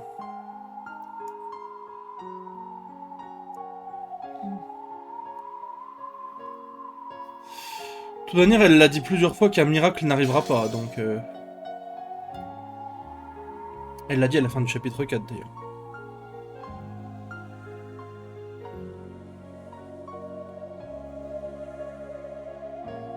Dans tous les cas, tout peut s'expliquer par... Tout peut s'expliquer par l'illusion de la sorcière, dont la présence de son alter ego à Rokenjima, quoi. In other words, even if I want to minimize her pain, I still have to cause it. I have to accept that look of anguish on her face. And at the same time, I realize what a merciless thing the Rectress was. Right now in this rose garden, there's no one except Aunt Natsui. In other words, there are no observers except for Aunt Netsui. So if that lone observer were to say that she'd had some tea with Beato, no one should be able to refute that. If there's something no one can deny, doesn't that mean it's truth? Aunt Netsui is enjoying the rose and drinking tea together with Beato. How could anyone have the right to mercilessly trample that pleasant moment? The red truth is like a blade. In a battle with a witch, it's a blade that sometimes tears your theory apart, but sometimes becomes a weapon you can fight back with. I know, so what? Don't use it without reason. A blade's a tool if you use it when you're supposed to, or it's a weapon if you use it out of malice. Fair enough, Aunt Netsui wasn't really drinking tea with a witch.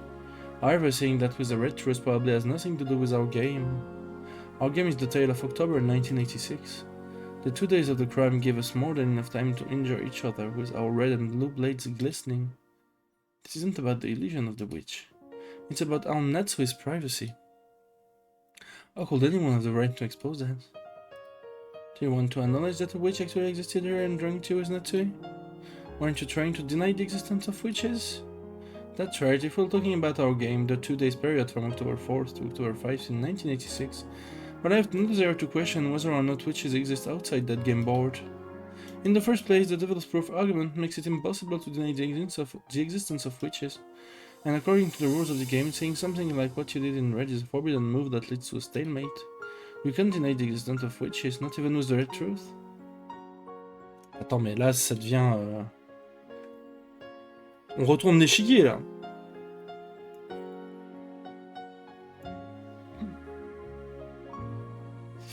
True, I never thought I'd heard you talk so glibly about witches existing. Not bad, Lambda.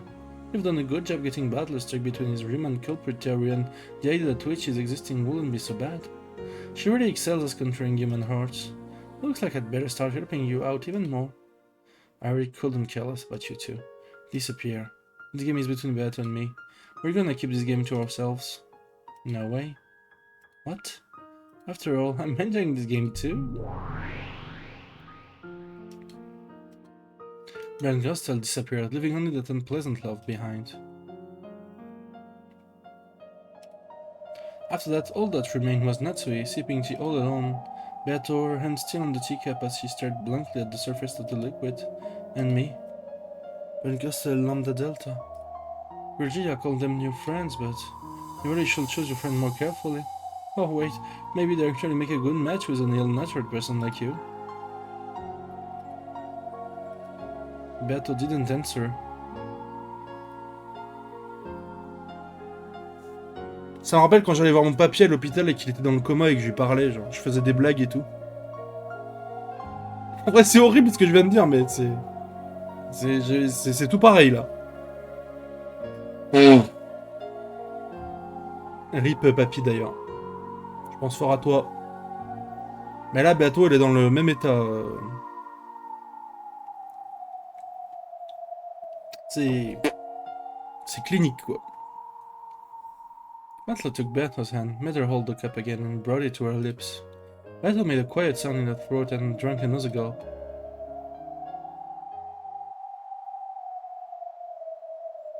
Then Natsui's lonely tea time ended.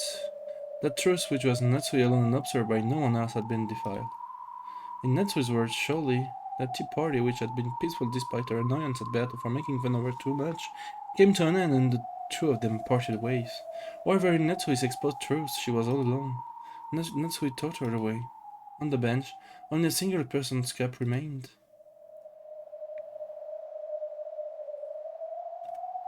Eh oui. Eh oui, Jamie.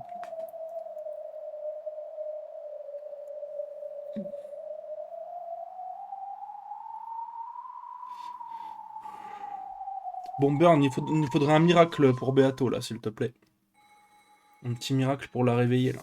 Ce serait bien, en vrai. Ça commence... En fait, même si c'était un peu... même si c'était horrible ce qu'elle faisait, Béatrice et tout, ça commence à être glauque, son monde, là. Ça commence à être plus glauque qu'avant, encore. Juste parce qu'elle est dans cet état-là, en fait. C'est terrible. After dashing to her bedroom, Jessica answered the phone call that had been transferred there. Ah, hello, sorry to keep you waiting. Butler, What do you think you're doing, not contacting us for 6 years? How is it going? Oh, really? What the hell I know? Hey, shut up. So that means you'll be coming to this year's family conference, right? I mean, it's been 6 whole years.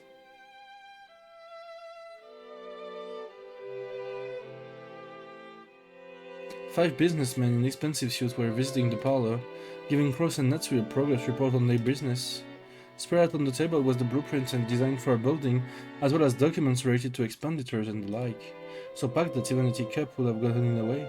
Alors ce qui est bien, c'est que là, tout ce qu'on voit, tout est confirmé parce que c'est en dehors du game board, donc c'est que des choses qui sont réellement arrivées, fatalement. Il n'y a pas d'influence... Ah, quoi qu'il peut y avoir toujours une illusion de la sorcière, du coup. En dehors, visiblement, mais bon. C'est quand même à peu près confirmé, quoi. Officially, you were here to give Cross a progress report, but in actuality, Cross had called them all the way over to Rokkenjima so that Natsui could hear from them directly. This was because Natsui needed to hear someone other than her husband explain what condition the business was in. In other words, even though another family conference without Kinzo was approaching, their business had not yet earned any money. After telling the guests to wait for a short while, Cross took Natsui out onto the hall and once again summarized the situation. In short, they say the work is proceeding even better than we imagined. This is where my personal connection to the governor really starts to pay off. By now it's absolutely impossible for this catch to get away from us. To the contrary, it's growing so big that in one go, we'll be able to regain not just that power of attorney, but everything we've lost up to this point as well. Ce qui est trop bien, c'est qu'au début de l'épisode, on a eu... c'était au climax des meurtres. Il y a une dinguerie dès le début, et là, on revient avant. Du coup. On rembobine, quoi, mais beaucoup. On rembobine beaucoup, quoi. Rose spoke passionately. This made it seem all the more suspicious to Natsui, but this time, at least she had to admit that everything really did seem to be going well. Certainly, this business Rose boasted of had expanded in scope over the last year, and was promising an even greater payoff that had been anticipated initially. Whether it would prove to be a winner or not, investors had gathered around it and they were rapidly gaining funds. Les Union Report sera peut-être chapitre 2 dans le compte du channel avec Béatrice qui est le nom d'être. Oui, c'est vrai. C'est vrai aussi.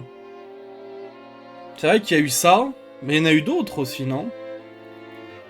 En vrai.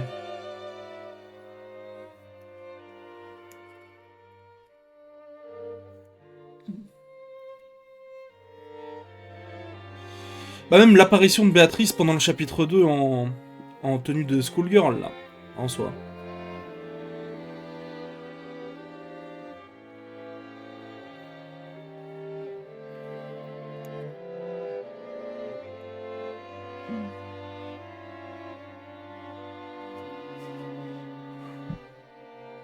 This must be what they mean when they say money summons money. It was probably the greatest success of Cross's life so far. And it probably will be his greatest success yet. C'est-à-dire que Shannon l'a détruit volontairement. Pas sur conseil ou sur demande, du coup. Étrange. That point was where Natsui's misgiving lay. For it was certain, and as Cross had said, they wouldn't lose this catch now. However, the fish on the line had gotten too big. We'll definitely be able to reel this fish in. There's no need to rush. It's such a success that I wish I could show it to Father if he were still alive. Yes, I know. However, I believe you made me a promise last year. You said you were sure you could manage something within a year. A pain rose to Cross's face. Certainly had hooked a fat fish that guaranteed great success. However, it will require an appropriate amount of time to reel it in. Natsui pressed Cross, asking if there was any way for them to make money before this year's family conference, but Cross kept saying that he needed just one more year. Cross planned to use this unprecedented success to catapult them into further challenges in the future. Because of this, he didn't want to do anything that would raise suspicions by making it seem like they were rushing to get money. Certainly, fortune tends to turn against people who take it for granted even in the slightest. Anxious beggars never prosper. On many occasions before now, Cross had gotten cold feet and sold off businesses that would surely have brought in profit had it just waited, and had in effect given away his winning picks. Natsui also knew it. She knew that the guts were the thing that her husband lacked most. That was she was unable to refuse when Cross said he wanted to prudently wait just one more year.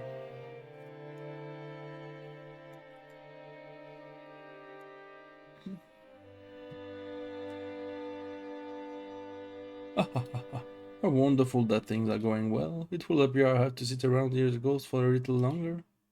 You don't look too disappointed. You're fated to be chewed to bits by demons the moment you leave this world. My apologies, father. For one more year, you might not be granted peace. Mais du coup, Kinzo, ils ont mis... Enfin, parce qu'en soi, c'est l'illusion et tout. En soi, où est le corps, quoi?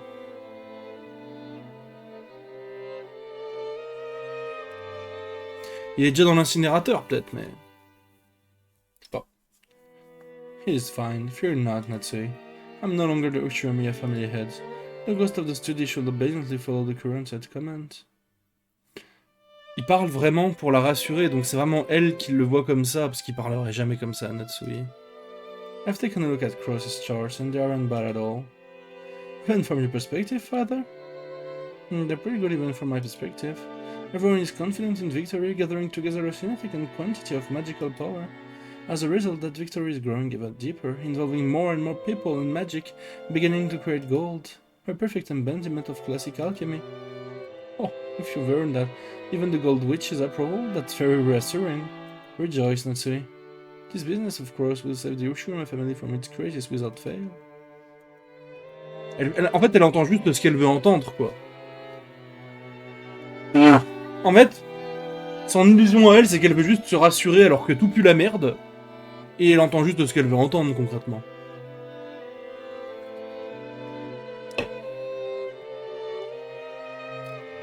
Thank you very much, and if you would once again... Indeed. Je te renvoie au dialogue entre Kinzo et elle, chapitre 1.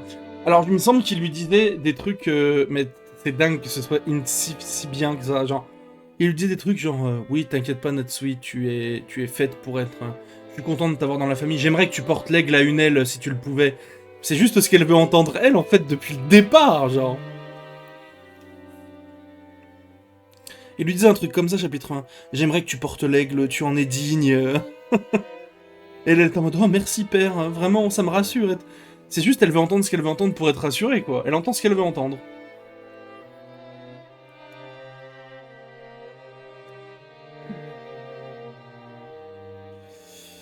C'est du déni complet, en fait. C'est du déni complet, total, de toute réalité, en fait. C'est triste. En vrai, c'est très triste. We'll have to overcome one more family conference, won't we? Yes, I think things went well yesterday, but I imagine some of the relatives will find it suspicious. Je pense que quand j'aurai fini le jeu, j'aurais limite envie de refaire les 2-3 premiers chapitres, au moins les 2 premiers, mais tu sais, en rapide.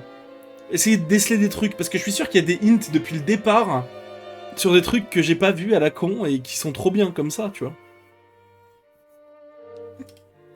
I think this year's conference will be a critical time. During last year's family's conference, you were correct to predict that the same thing might have not happened again. Mais attends, si je dis pas de bêtises, la première discussion du chapitre 1, c'est entre Nanjo et Kinzo.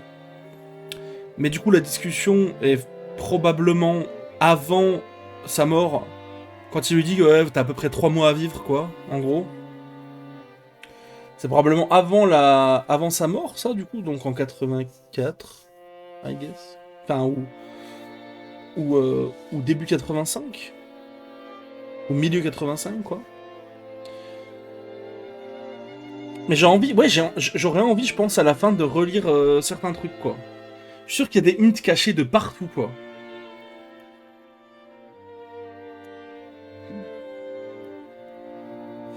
C'est déjà une masterpiece pour moi, ce jeu.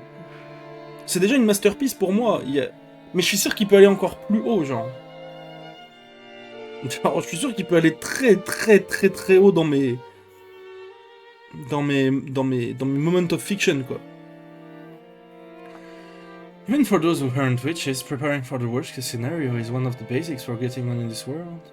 So what will you do this year? Just like last year, I will see to it that a high concentration of the servants will not Father's secret as they are on the day of the conference. Some of the relatives may already have noticed that Father isn't around. A careless show might actually put us in more danger of exposure. Indeed, it is said that too much is as bad as too little.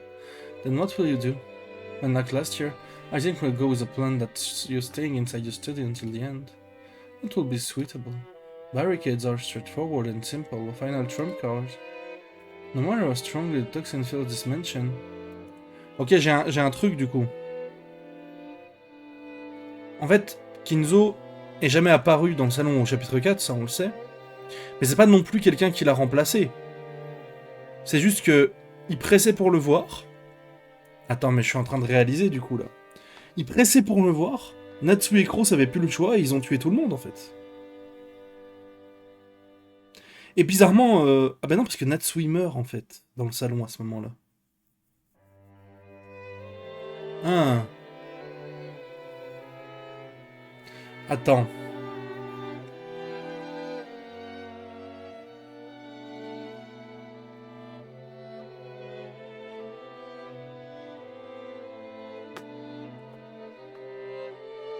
Bah, je sais pas.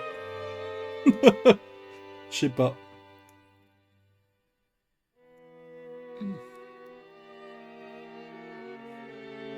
Mais en tout cas, je pense qu'ils sont morts à ce moment-là dans le salon parce qu'ils n'avaient plus le choix et qu'ils pouvaient plus cacher que Kinzo était mort et qu'ils ont pris les armes à ce moment-là. Mais pourquoi Natsui serait morte à ce moment-là, du coup, je ne le sais pas. Par contre, les servants qui étaient contre le mur ont été épargnés, à part Genji, du coup. En mode, ils savaient ce qui allait se passer. Bon, j'en apprendrai plus, je pense. No matter how strong the toxin fills this mansion, as long as the closed door barrier remains around this room, it will be impossible to deny Kinzo's existence. I guarantee that myself. However, when forming a barricade, it is inevitable that you will be surrounded. I know. Even so, I beg that both of you lend us to your power just one more time. I cannot disobey the order of the new head. Furthermore, a ghost cannot disobey the order of the living. Tell me not to leave this room, I will obey. Thank you very much. I'm not satisfied. If you want me to lend you my power, I won't listen to a mere request. Yes, you are the family alchemist, so I won't ask you to help. Alors, et aussi du coup le fait que la toute première lettre de Béatrice dans le chapitre 1, il me semble qu'elle dit « Je suis l'alchimiste de la famille Yoshiromiya ». C'est-à-dire que c'était une lettre écrite par Natsui dans le bureau de Kinzo.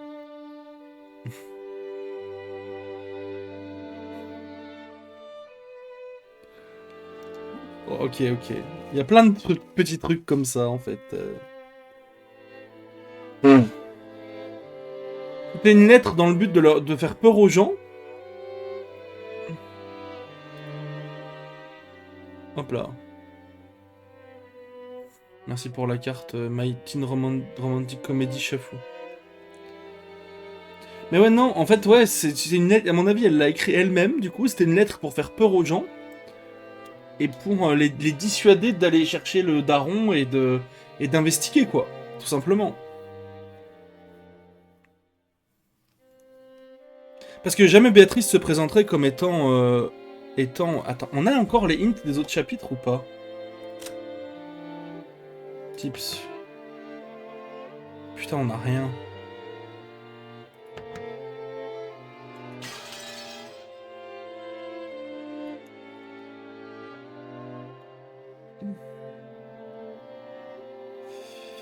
Mais en tout cas, c'est forcément une lettre écrite par Natsuya Ukros. Et... il y a d'autres lettres aussi où je me disais que ça ressemblait pas trop à Béatrice, genre... Donc, bah, ça me paraît logique, en fait. Tout me paraît logique. I won't ask you to help, I order you to help. Your magic is the one thing we can rely on. Use that power to create an illusion of father just one more time. Very well, I hear and obey. I find your confidence quite pleasing.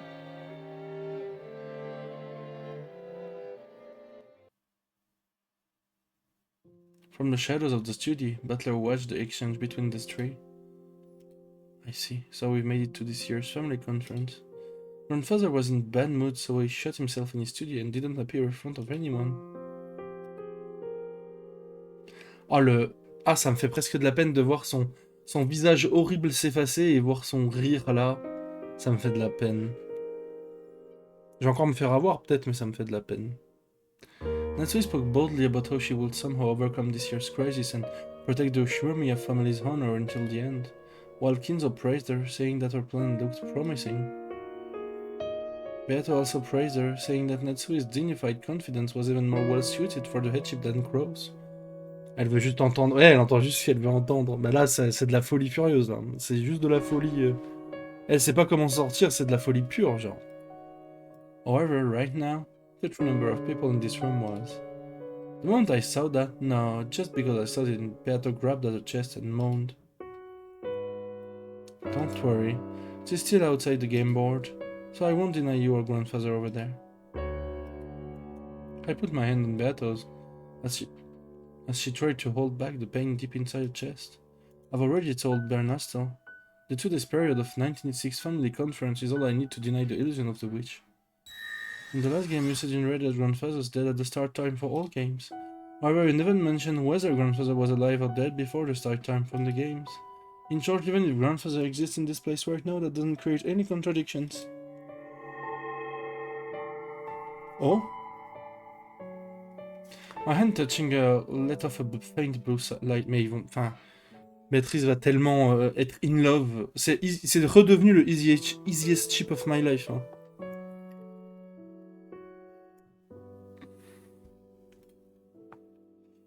Which sip into her chest.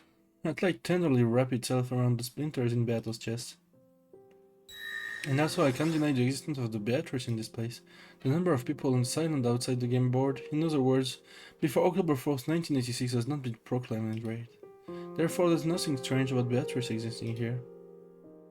No. Beato's expression softened slightly. My blue light slowly began to melt the red splinters that denied the illusion of the witch. Beato still wore the same sad expression, but she lifted her face and looked me straight in the eye. Though she was silent, her eyes told me that her pain had subsided. The feelings that showed in her eyes were gratitude for taking the pain away. Il va vraiment essayer de la soigner en fait. En mettant un peu de sorcière existe par-ci par-là quoi. C'est mignon en vrai. An appreciation, or was it surprise, while leaving even a tiny bit of leeway for witches to exist? Unable to look directly at those pure eyes of hers, I reflexively averted my gaze. Don't get the wrong idea. I don't plan on accepting the existence of witches or surrendering. I just want to let that part slide and fight stoically so that I can win this game against you. I have no desire to bully you outside the game board as well. Beto hung her head. I was still facing away from her. However, I waited wordlessly for a while, my hand still on hers.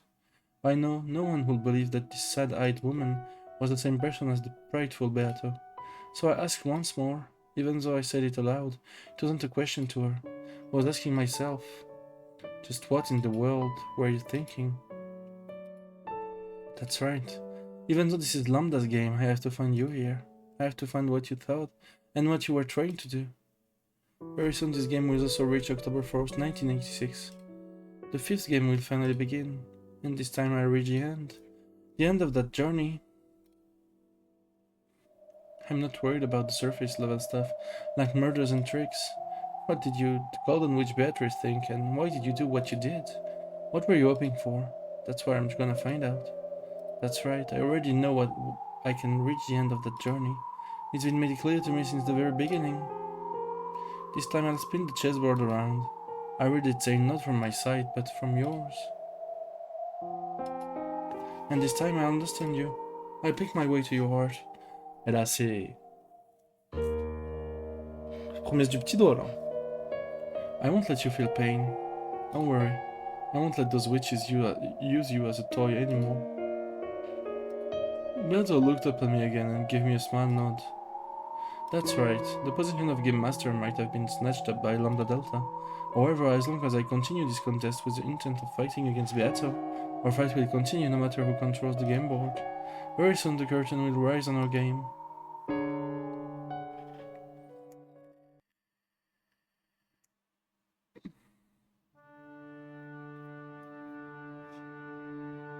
At this year's family's conference, we must conceal the Master's secret once again. Yes, I understand. I'm a little doubtful that the cemetery will walk twice. Madame shares your concerns. Because of that, it was decided that this year I will not leave the study even once. In other words, we'll make it seem like he's been shut away in his study the whole time? Yes, and the only ones allowed to enter the study are the 3 of us, the servants permitted to wear the one-winged eagle. Which means the 3 of us will have to perpetuate the lie about the Master. Correct. The relative will probably question you about the master's health and mood. Make sure you answer without hesitation and see to it that nothing is seen as suspicious. Yes, I understand. I'm sure you screw up right away, Nissan. Maybe it's better to say you have a call or something so you can skip that day. That's mean Shannon wasn't just making fun of her.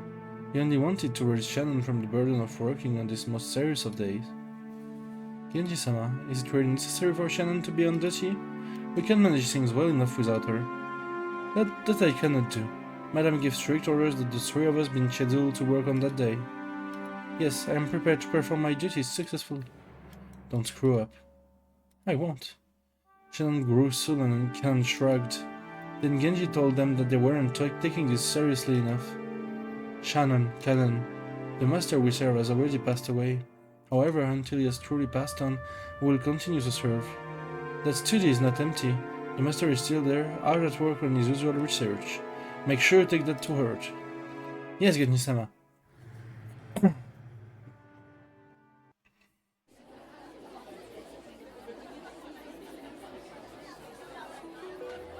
Father has already passed away? Quoi?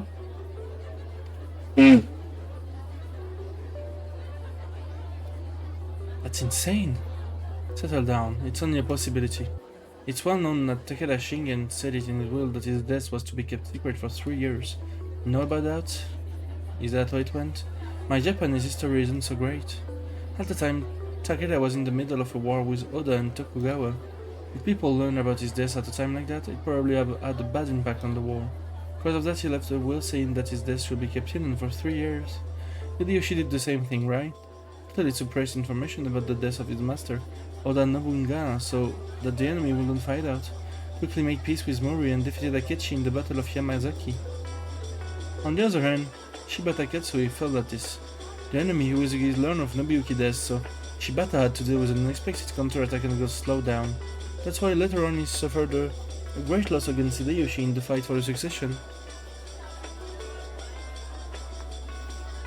Hideyoshi, who had a strong fascination with the commander of the Sengoku period, would always show his knowledge when he got the chance. Wincing slightly ever made him get back to his point. So basically the whole time since last year's family's conference, I thought I saw something was strange.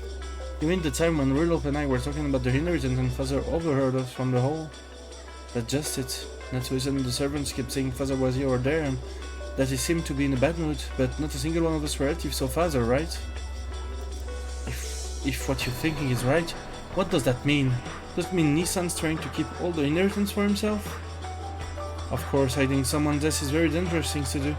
And all things considered, I'm not sure Cross-sama will be willing to do it just to have the inheritance to himself. But it is possible. While it's true that Nissan has always been greedy, he always used to take things that were meant for all the siblings, keeping them all for himself. En vrai, s'il voit le truc venir, c'est peut-être pour ça qu'il y a des meurtres en premier lieu. Parce qu'il n'y a pas de doute et que, bah, du coup...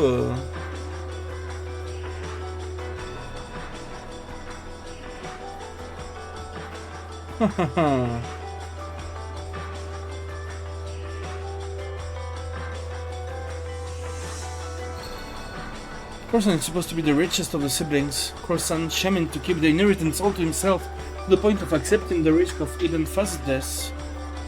Sounds a tad unbelievable to me. Even so, last year's family conference was so strange, I can't help but wonder.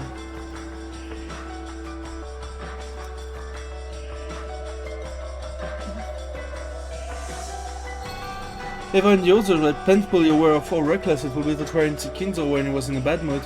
So during last year's family conference, once they heard about Kinzo's getting into a terrible mood, they never made an attempt to contact him. That was why to this very day they hadn't found it suspicious that Kinzo had never appeared.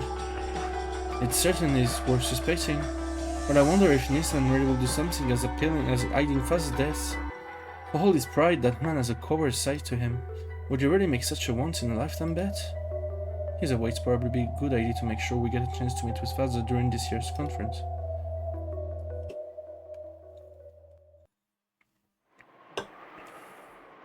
The rumors are really bad.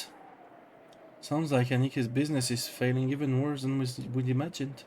Like he's taken massive losses and is giving it all he's got to just try and cover it up. That makes it very difficult to borrow money from him. Yeah, I could cry. Weren't being French and stressed and so weaken cross some position in certain ways? Le background, c'est le saut de l'ange ou quoi? Vous l'avez ou pas? C'est marrant, ouais.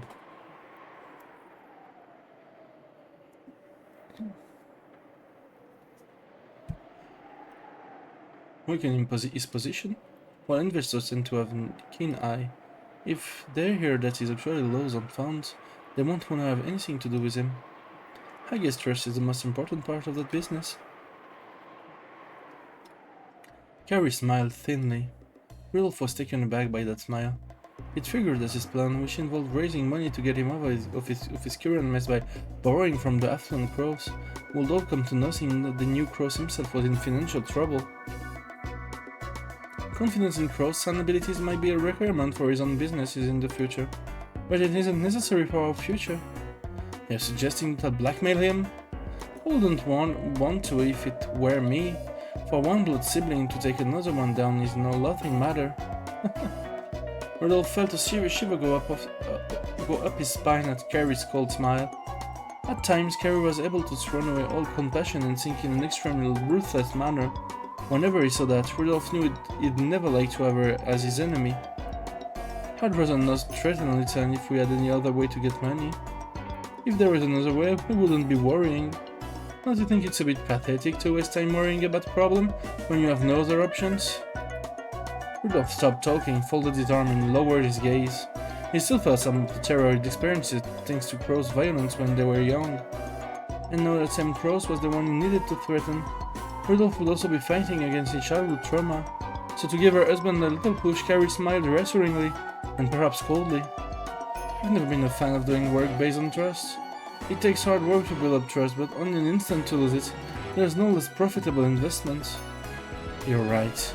All the trust in the world isn't worth as a good banknote. Even though Crow's son has been taking on massive losses, he ought to be capable of gathering enough money to buy us some time. Of course, he'd probably be forced to cash in all the trust he built up so far. This is gonna get ugly. We'll have to prepare sufficiently. We haven't been given any time or room for failure. Isn't that right? Among my Kyoto friends, I know a few who are talented at this sort of investigation. I'd rather not be indebted to people like that, but do you want to try meeting them? Can't expect people like that to offer you receipts, but I'm sure they'll dig up something that make them worth the investment.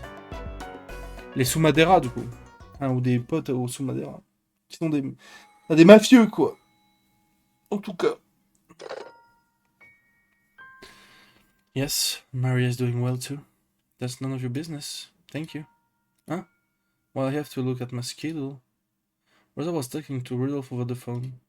Rosa rarely received calls from her older siblings, so she braced herself from something serious. Well, the truth is, I want to have a little talk about the next family conference without Aniki. Between you, me, and Eva Nissan.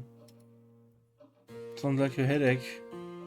I can't go into details over the phone, but I think you'll find it worth listening to. Something's good? Of course. Aniki is all for it. Nissan is... What I want is your approval. We're not gonna ask you for money or anything like that. The most important thing is that the three of us stick together. Got it? Rosa let out a sigh. She did so because in the past, when Rudolph and Eva got into a fight with Crows, they always used to talk to her like this right before dragging her into it. First tell me, I stand to gain something too, yes? Yep. The three of us get each drop 200 million out of this. If all goes well, we might be able to squeeze out more. That should be enough to handle your debt, right? And when can we expect to grab this by? Of course it'll be within a year. I need it. Aniki needs it. And you need it too, Rosa. All three of our problems will be settled. Et c'est là où je reviens encore au chapitre 1. Où il y avait ce fameux dialogue qui est jamais revenu plus tard de « Ils ont tous besoin extrêmement d'argent ». Immédiatement, en full mage.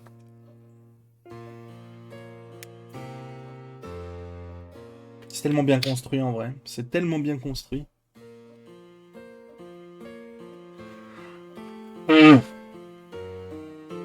C'est marrant parce qu'il y a beaucoup de refs au chapitre 1 parce que c'est le premier chapitre des Answers Arc, j'imagine, du coup.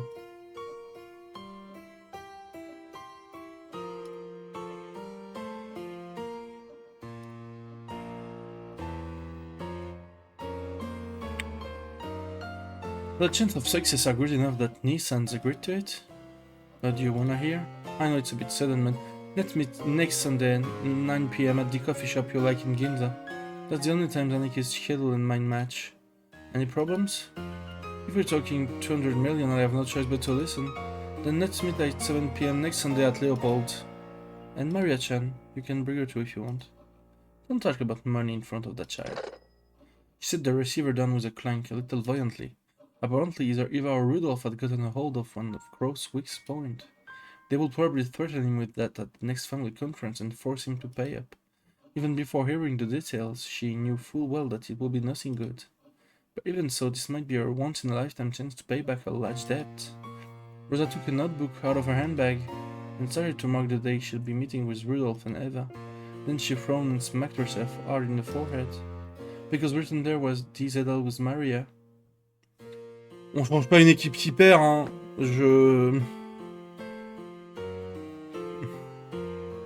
Oh, mais c'est pas vraiment de sa faute, enfin.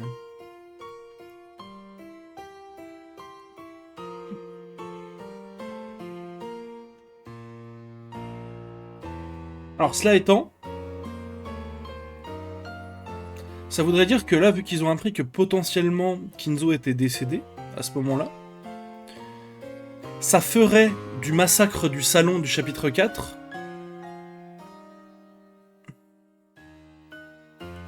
et c'est vraiment ce qu'elle va faire. Au combini, là, au bas de la rue, où il y a le mec qui lui donne des sodas gratuits, là. Non mais, en fait, ça fait que... Moi, ma théorie, c'était qu'il y avait des parts de vérité dans un peu chaque partie. Et que tout n'était pas vrai. Mais ça ferait du massacre du salon une vérité. Parce que la seule fois où ils sont au courant que potentiellement le daron est mort, et qu'ils veulent le voir, et qu'ils le menacent de le voir, et qu'ils le mettent au pied du mur, c'est pile à ce moment-là. C'est seulement dans cette partie-là, pas dans les autres. Ça ferait de des meurtres du salon, du chapitre 4, une vérité. Contrairement au premier meurtre des autres nuits des 3 premières games, qui du coup étaient pas forcément vrais. Ma théorie peut se confirmer sur le fait qu'il y a des petites vérités un peu partout et qu'il faut juste reconstituer le vrai déroulé à travers toutes les games en fait. Maria was in her room, playing around excitedly with Sakutaro and the others. That was because she was going to go to that recently built amusement park, Disneyland, the following Sunday. Looking at the clock, Rosa saw that it was just past 9 at night. Maria was breaking the lights out row. After covering her face and agonizing for a while, Rosa stood up and stomped over to Maria's room. The room would probably be a mess as well. At least tonight that was convenient. As she stood outside the door to Maria's room, listening to the happy laughter seeping through, Rosa's face twisted in anguish once again and she looked at the floor. Then, when she raised her head again, her brow furrowed and her face had become an ugly expression of anger. Bah, elle va la tabasser, évidemment, vu qu'on est que là-dedans. Hein. Mickey Mouse! The weather wasn't that great. According to the weekend forecast, a certain tropical cyclone will likely grow into a large typhoon. If an upper premonition tends to be right, this year's family conference should probably take place in absolutely horrible weather. No, I wish a typhoon large enough to stop all boat travel would steal Rokenjima away forever. If that happened, I'd be able to hide Kinzo's death as long as I wanted. If only the typhoon will keep them at bay forever. Natsui let out a deep sigh. Just doing that made her headaches throb. As the day of the family conference approached, the intensity of her headache just kept on increasing. At that time, the phone rang. Natsui turned the TV off and picked up the receiver. Hello? I apologize for calling during your rest. It is Genji. Is something the matter? There is a phone call for you from the external line. However, they will not state their name. They aren't saying their name? Yes, the person in question said you will know when you spoke with them. What should be done? It might be a prank. What did they sound like? I believe it was a young man. Any idea who it might be? A young man? Natsui didn't have a clue who that might be. In the first place, there was no one amongst her acquaintance who would do something as rude as refusing to state their name. And on top of that, a young man. As a wife, she must avoid any contact that might be considered suspicious with anyone other than her husband, much less than a young man. As soon as she thought this, the phone call suddenly seemed like something dirty.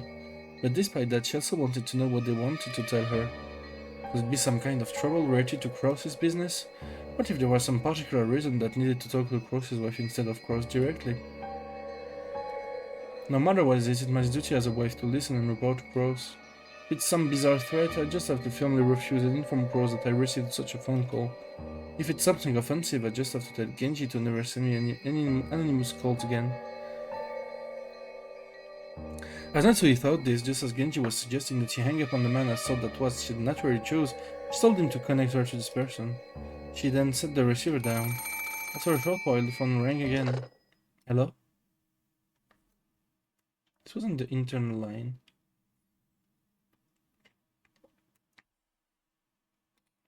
It was the external phone line, which Genji had redirected to her. So it should already have been connected directly with the mysterious man.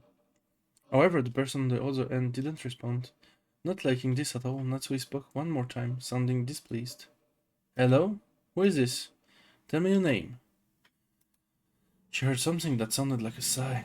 She gulped reflexively. After remaining silent for a little longer, the man finally answered. It's been a long time, huh? That was the first time the man had spoken. Just how long has it been? How many years?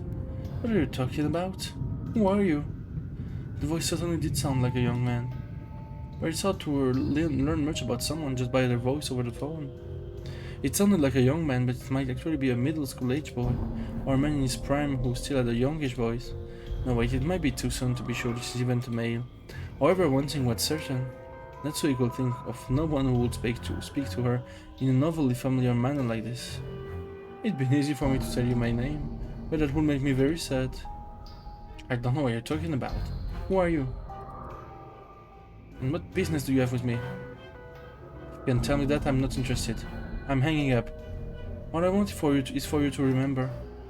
And what is it that you're telling me to remember? I don't know you, so I have nothing to remember. Please do not say that. I am your child. Huh?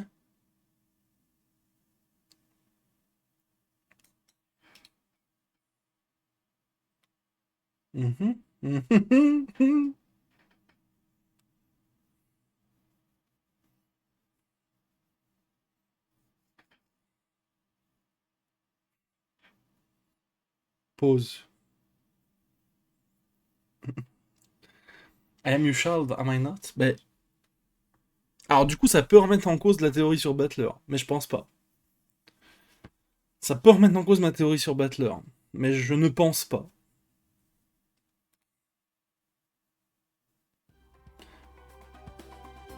What did you say? What are you talking about? Do not say things that will make me so sad, mother. Ça, c'est de l'OST aussi, hein. That unsettling word thrust itself mercilessly into the depths of Natsui's heart and started churning in about. In her entire life, Natsui had never been told something so unsettling. In her bewilderment, Natsui felt her heart beat so loudly that it felt like it will explode. I have no idea what you're talking about. I don't know what you're planning, but I'm hanging up. I came back for revenge. Revenge for your crime of 19 years ago.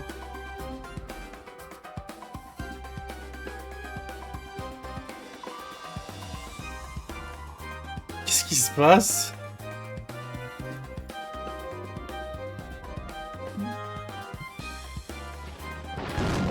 Natsui's mind went blank. And from beyond the wind howling outside the window, you most certainly heard the roar of the sea from that day. So you actually do remember, do you not? I totally don't know what you're talking about. Never call you again. I've not forgotten how you threatened me 19 years ago. To curse you, I still call you mother despite that. Now because of that. The family conference will be here very soon, right? I'm your son, mother. I will come on the day of the conference. After 19 years. Butler a 19 ans ou pas?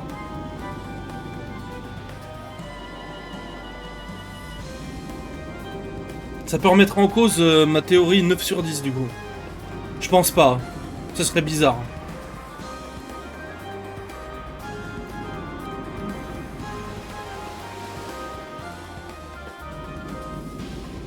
We're coming today on the conference, after 19 years, that I can have my revenge on you.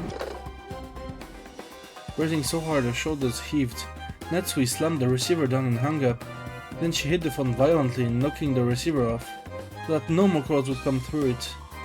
I can hear the roar of the sea. That voice I hear from beyond the howling wind is certainly... Oh, even if I cover my ears, the headache won't. Completely pale, Natsui kept shivering at the cold.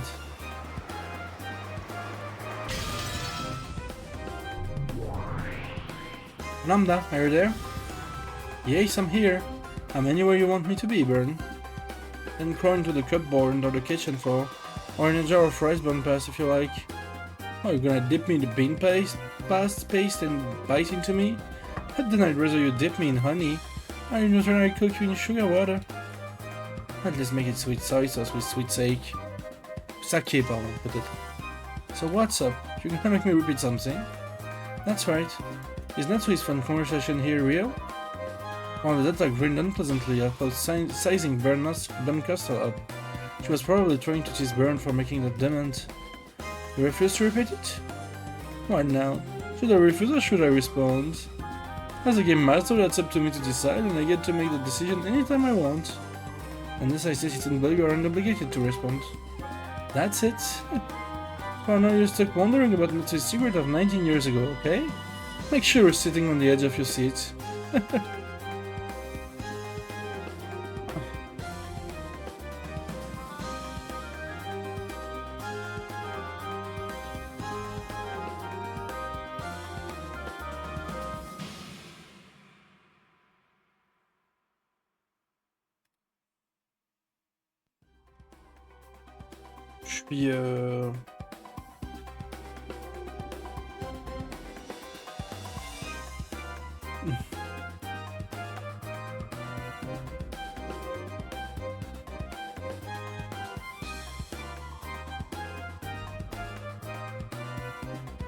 Je suis décontenancé. Of course, this fish eat in Huntwells happened before October 4th, 1986. It is still before the start time of the game. So they're basically going to question whether it's true or false. Since you, the game master, went out of your way to show me this, I'll take it as a preparatory move for something else. Might be a trick, but I'll at least keep this move for just in my memory. C'est vrai que ça peut être une fausse conversation aussi. Hein.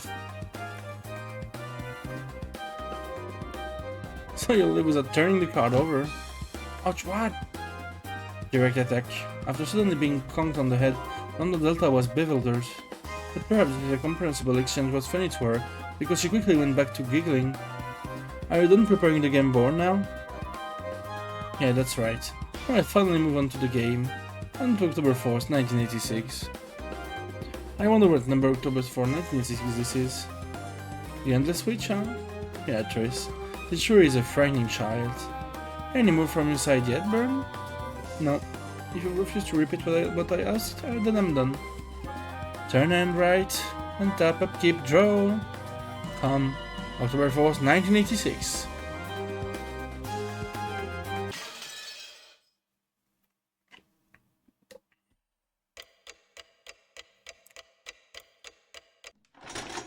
Putain de merde!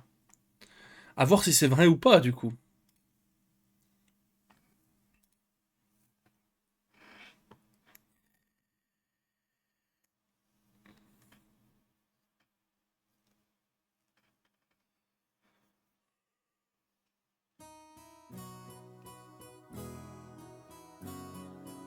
This Rose Garden really is a masterpiece.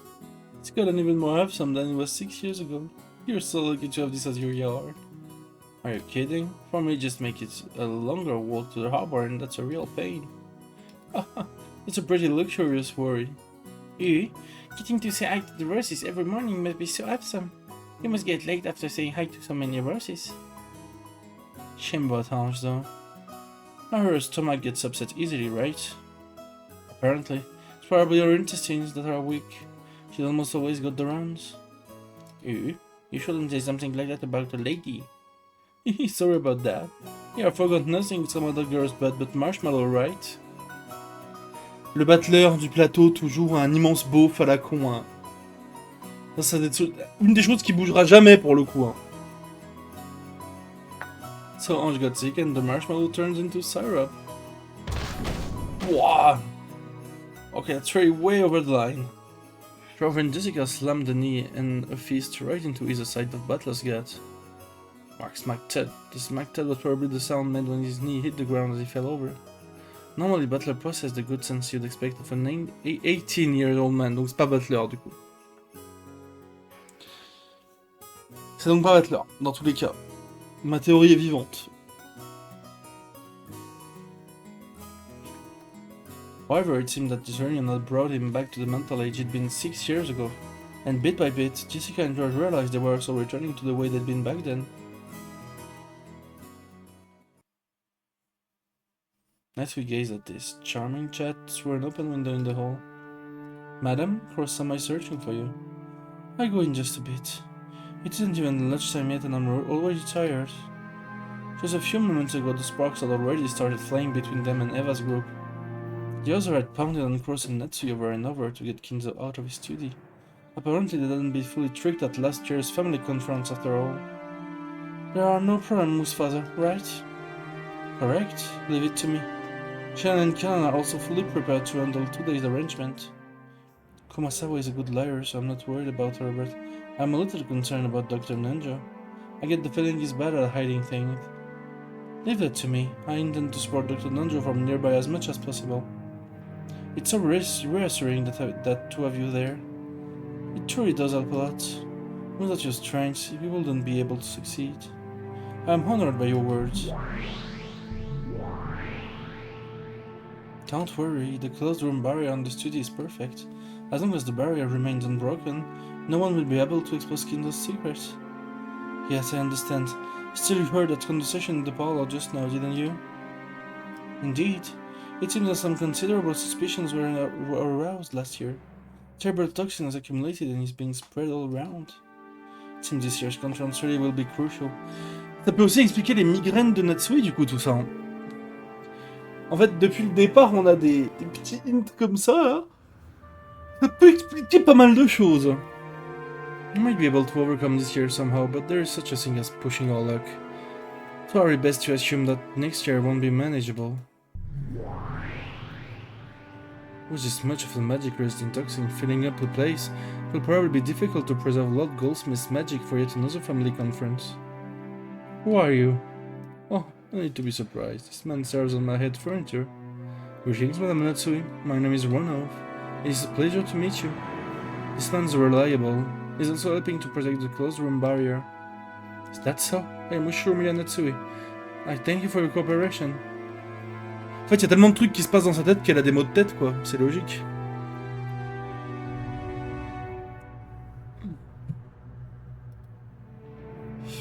I'm aiding you from the magic world. Please rely on me. In that case, I guess I introduce myself next. Hi, Richie. Long time no see.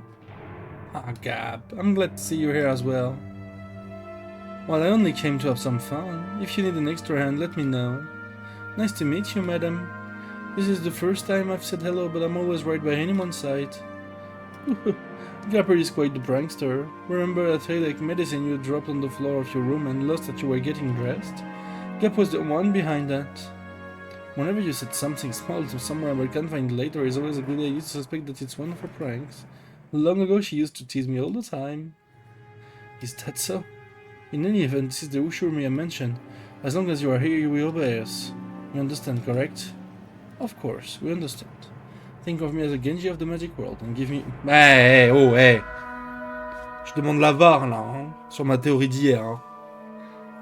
And give me orders whenever you wish. Anyway, I know how a guest is supposed to act. I won't let the landlord lose face. You can count on Ronov and Gap. However, the magic world and the human world are two different sides of the same coin. I understand. Of course I will do all I can in the human world. Let's work together and protect Father's secret. Indeed.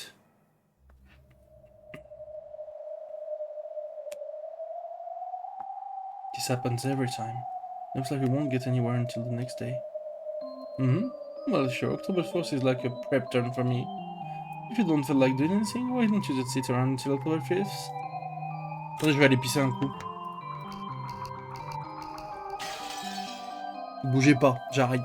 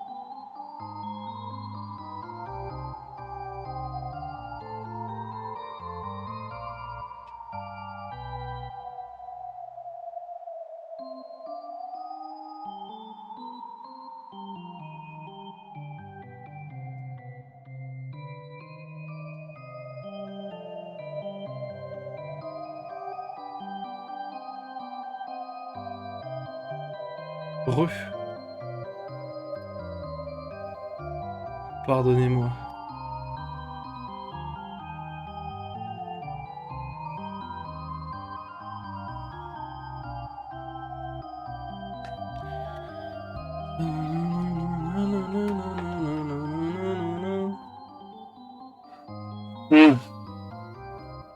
Je suis là.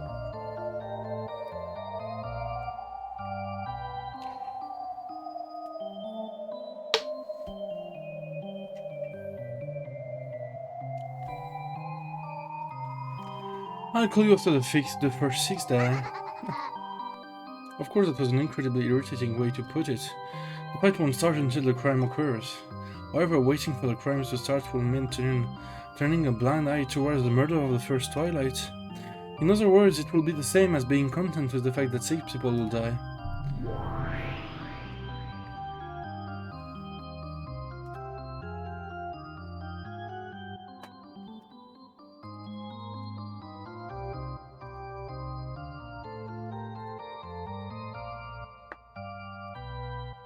You know, they say that in chess, the player who moves first is twice as likely to win. Also, that can change the tactic of the match progress. Don't say that the second player has a much better chance at the draw. Even I know the phrase, the first to strikes win. So what you're trying to say? This is why you're so incompetent. Seriously, are you listening, Battler? They do exist puzzles that can be solved even on October 4th. Know which one I mean? You don't mean... No, but... Well, watch and see, Battler the incompetent. I have a general idea what these witches are talking about. I've tried solving it several times myself in the past, but I still haven't found anything resembling an answer. On the contrary, il parle de l'épitaphe, évidemment.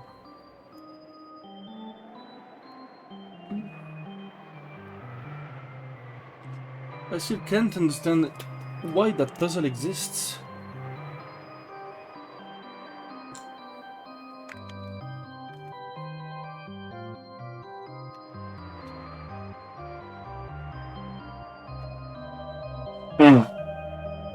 That's right, the reason it exists. Why did Beato prepare a puzzle like this in the first place? We'll discussed it together from time to time in past games. However, I started to avoid thinking about it. Under the assumption that there's no point in trying to solve a riddle that can't be solved. This time I should change my viewpoint. I shouldn't just focus on the surface level stuff. Like the truth of the riddle and how to solve it. What's more important is why that riddle was set up in the first place and displayed for us to see. That's what I should be thinking about.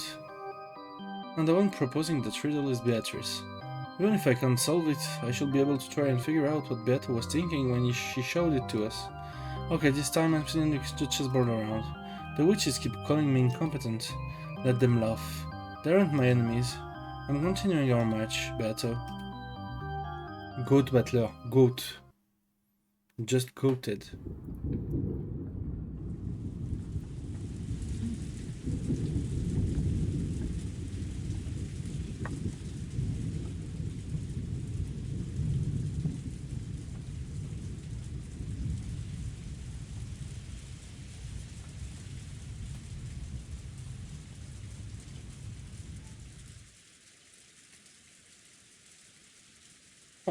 Looks like it's finally started raining.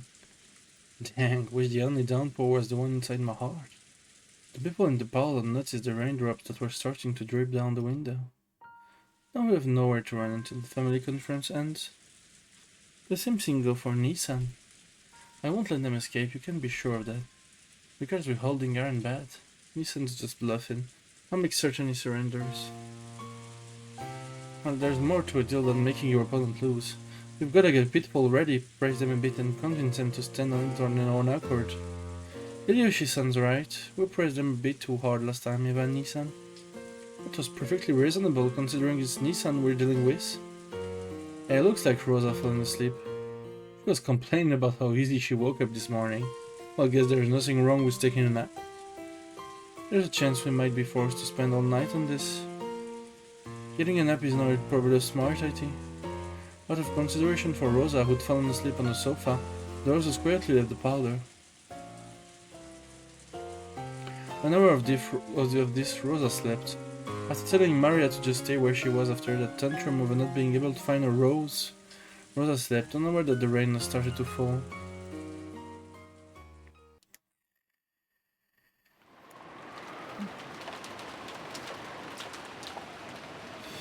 The rain poured down as though it had been saving up for this moment. Of course, Maria noticed that the rain had started falling and was soaking her to the bone. However, that just made her even more stubborn.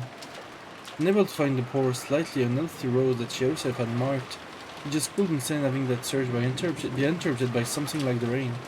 The more the rain fell on Maria, the more stubborn she grew, as she wandered through the rose beds, and as she did, from behind Maria's back came a patter, the sound of approaching footsteps. Then the footsteps landed in the puddle, making a small splashing sound, and Maria finally heard. However, the slight distraction of that sound irritated her, and Maria ignored it. Hello? Maria turned around, bewildered. After all, that voice was one she didn't recognize at all. On this sealed-off rock and Jima, that voice belonged to no person she knew.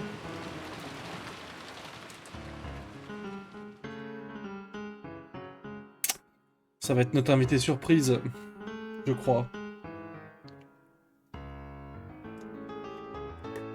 Rose-sama, madam, I was looking for you. Something important has come up. Rose and Natsui had been privately discussing what should be done next in the deserted corridor on the third floor. Genji had searched everywhere for them. What is it? It must be something more urgent than a few sheets getting soaked in the rain. What is it? Has some sort of blunder been made? A short while ago, someone arrived at the mansion, claiming to have drifted there after an accident at sea. Rose and Natsui couldn't help but got white-eyed and stare at each other. It was the first time they'd even heard of someone coming to this island uninvited. Someone drifted here? Is that true? The poor thing. Treat this person politely, like a guest. What are they doing now? Dr. Nando is performing an examination. He hasn't finished yet, but from what I could tell by looking, the drifters seemed like tired but uninjured. Thank goodness. Natsu and I are having an important conversation right now. When it's over, when we go to check on this person, please tell this drifter that we want them to feel at home. Certainly. When Genji bowed deeply and started to leave, Natsui called him to a stop. En tout cas, ça peut pas être notre invité mystère, la fille de Natsui. Ou quoi, parce que c'était une voix d'homme, elle avait dit.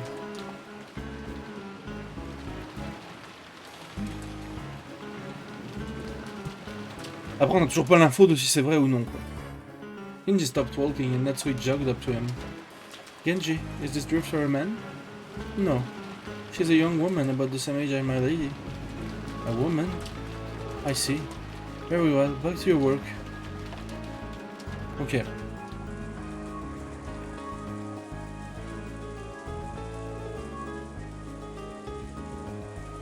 Bon. Mais ça c'est quand même très étrange parce qu'on l'a jamais vu nulle part. Hein. Illusion of the Witch, hein. Je stick sur ça, hein. The parlor of the mansion was bustling. The adults gathered, worrying about the health of the student guest. What if she was able to walk all the way to the rose garden by herself? Her life probably isn't in danger. It always helps to be prepared. It's probably all thanks to the life jacket. Without that, she might have been drowned. What kind of girl was she? Older or younger than George or Jessica? She was younger than Jessica. She wore a life jacket and swimsuit. It looked like she was all tired out. If she washed up somewhere near the harbor, that must have been a rare bit of luck amidst disaster.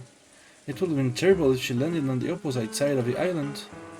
Still, you have to feel sorry for her. With this weather, the boats won't be coming. I imagine she'll also be stuck on this island all day tomorrow. At that moment, the door clunked open and everyone looked at the direction. Would anyone like some tea? It was Godan Cannon. En fait, ce qui est très bizarre, c'est qu'on a eu confirmation dans toutes les games qu'ils étaient 18, enfin après 17, une fois qu'on a su que Kinzo était mort au début de toutes les games. Donc 18 ou 17 selon comment on voit, enfin 17 du coup. En prenant en considération le fait que Kinzo est mort. Il y a toujours eu confirmation en rouge de ça. Donc, c'est pas possible que ce soit une personne qui existe. Ça me turlupine.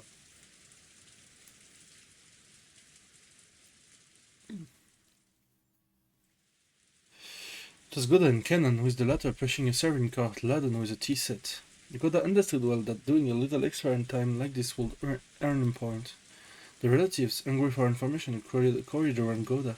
He ordered Cannon to serve the chi and became the sole object of the relatives' attention. Koda-san, how's that kid doing? Does it look like she's okay? Well, I don't know about that. But there is no need to worry. Dr. Nanjo is giving his full attention to taking care of her, and Kumasawa and Shannon are with him. Please have no fears. Why not relax with some black tea for now? Come, Cannon-san. Quickly, serve it. Cannon knew this tea was just Goda's way of earning points. So he lined the cups up with a slightly sudden air. I'd help too? It's okay, you can just wait there, Maria-sama. I want to serve tea too. Didn't you talk with Dr. Nanjo? Did he say anything? Yes, when I met him a short while ago, he said that there weren't any serious external wounds, from what I could tell at a glance. And just as Goda had successfully captured the gaze of all present and was about to start talking knowledgeably of the subject, Nanjo returned. Of course, Nanjo instantly became the center of attention. Cannon turned his back on Goda, who seemed downhearted. Dr. Nanjo, how is her condition? Does it look like she'll be okay? Not to worry, everyone. She's fine. She had no injury at all. She seems to be quite worn out, but there shouldn't be anything to worry about tonight, as long as she doesn't develop a fever. That's good to hear. We're lucky enough to have a doctor, but this is no hospital. Everyone was relieved to hear that the girl was in good health. Ce serait bizarre que tout... Enfin, ça peut pas être une personne qui existe, et en même temps, tout le monde la voit, quoi. Enfin, tout le monde l'a vue, et tout le monde acknowledge sa présence, quoi.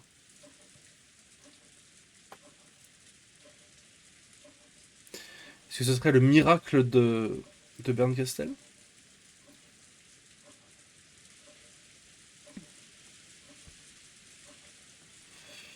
But Nanjo gave the more detailed result of the examination, concluding by saying that she was young and he should therefore be fine. Everyone who no longer fell under the description nodded innocence. But really scary. Fall. Butler was right. Maria-chan, let's not tell Butler Queen about this. Oh, madam, Cross-sama. Koda, who had lost his nerve and was handing out cups, called out in an excessively loud voice. Apparently he was desperate to get everyone's attention. How is the guest? Yes, sir, her condition is not serious. I see, that's great. Where is she now? I believe Kumasawa-san and Shannon-san were guiding her to the bath. They said they would get her some clothes afterwards. In that case, they'll probably arrive here soon. Everyone, this may be the day of the family conference, but we have a guest brought here by an unfortunate accident. She wasn't invited, but I want you all to welcome her. Ça les arrange bien. Ça leur évite de discuter de sujets trop sensibles. Et ça leur permet de dériver l'attention, surtout. Who could disagree with that? I'm all for it. Same here. Didn't Mom always tell us to be nice to girls? Maybe, but you didn't need to make that your life's motto. It's probably best if we call George and the rest over here too. Let's all greet her together. But wouldn't that just make her more uncomfortable? Eva stood up and made a phone call to the guest house. At that moment they heard the sound of a knock, followed by Genji's voice. It is Genji. The guest has arrived. At those words everyone fell silent and the people who had been sitting stood up straight.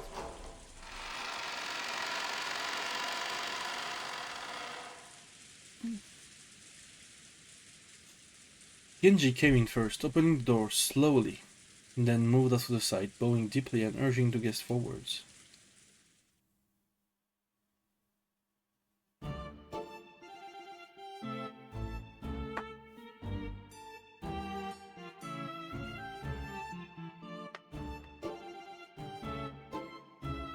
C'est vraiment burn, quoi.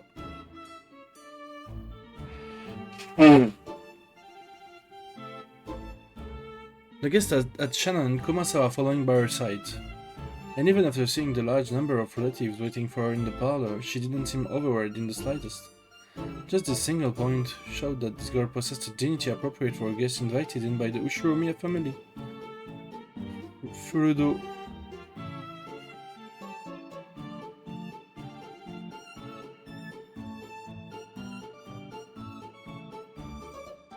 Ça doit être ça, ouais.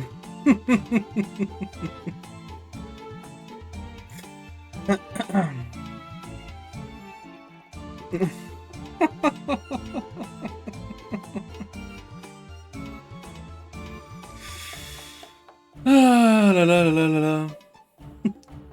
Je peux rien dire. Je peux rien dire.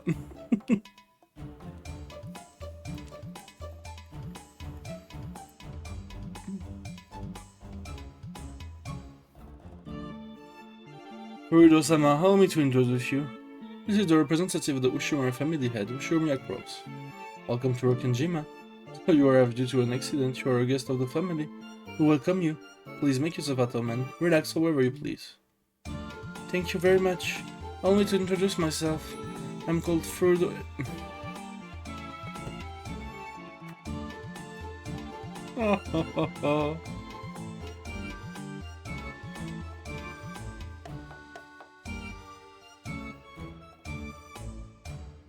On rigole bien, hein.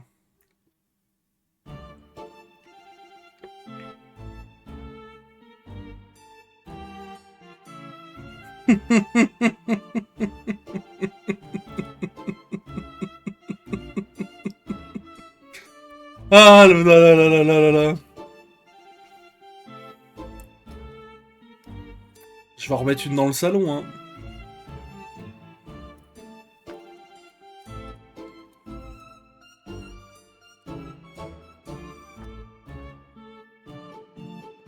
Ah là là là là là là.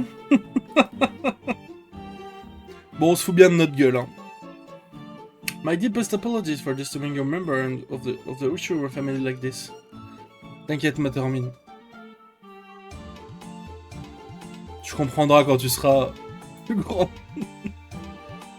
I'm truly grateful for the warm welcome I received despite my status as an invited guest.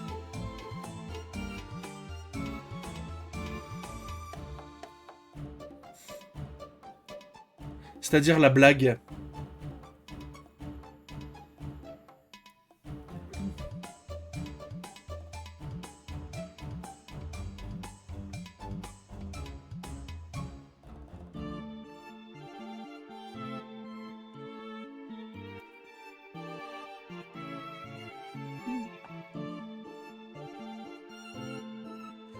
Ah, c'est bon, ça te spoil pas du coup. Tout va bien. C'est pour ça que je riais à gorge déployée, d'ailleurs, hein. Tu l'auras compris du coup.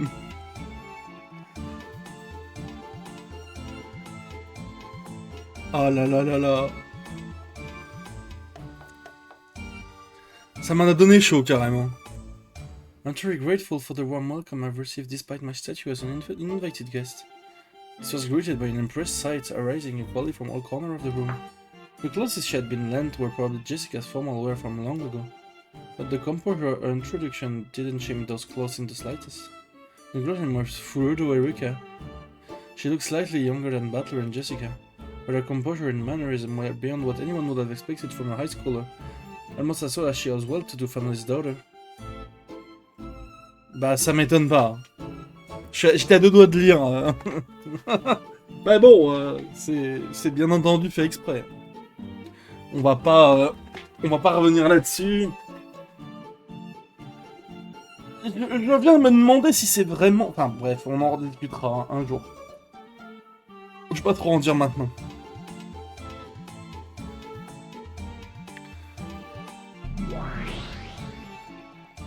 Wait a sec. Who the heck is this? With an incompetent like you as the main character piece, the game wouldn't go anywhere. That's why I've placed myself there as a piece. Well, it's just a bit of a bonus. Even in a close circle, it'd get boring to see the same crew every single time, right? Quit messing around. This piece doesn't exist on the Battle game board. Beto and I won't analyze this. This is Beto game's board, right? If Beto refuses, then I'll consider it. What do you say, Beto?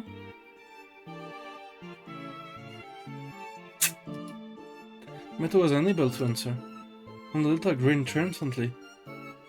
Wanna try complaining about the rules and stepping down from the game? Isn't that favorite move of your mystery people? If there's even a tiny element that goes against your expectation, you'll throw a tantrum and totally stop thinking. En fait, faut juste réfléchir, c'est impossible qu'elle soit là. On sait qu'il y avait 17 personnes. 18 avec Kinzo. Ça a été confirmé en rouge. Plusieurs fois. Dans toutes les games. Donc il n'y a pas de raison de s'inquiéter. Elle s'est mise là, c'est l'illusion de la sorcière. Voilà quoi. Y a pas de raison de s'inquiéter outre mesure. Don't worry, I'll make a detective proclamation regarding this piece. A detective proclamation? I proclaim that Frodo Erika is the detective. The detective isn't the culprit. No proof is needed to show this. In short, there's absolutely no need to suspect this girl. Even if she appears as a human piece from now on, you can build theories the same as you always did, get it? That knocks sevens, right? It's forbidden for the detective to be the culprit. There was an exception clause in the original before this game. The detective isn't the culprit. I've been proclaimed in red, so you don't need to consider the exception. C'est pas celle-là du coup que je l'ai bien aimé a priori. I had word games, so I'll say this in red too. Frodo Erika is not the culprit. Repeat it. Frodo Erika had no influence on any of Beato's game before now. Sure, no problem. Frodo Erika had no influence on any of Beato's game before now. He's nothing more than an extra character who appeared for the first time this round. Donc c'est bien pas une personne à part entière et c'est pas une nouvelle personne, c'est juste l'illusion de la sorcière. Mais alors, comment ça marche pour que tout le monde la voit? C'est le miracle de Berne.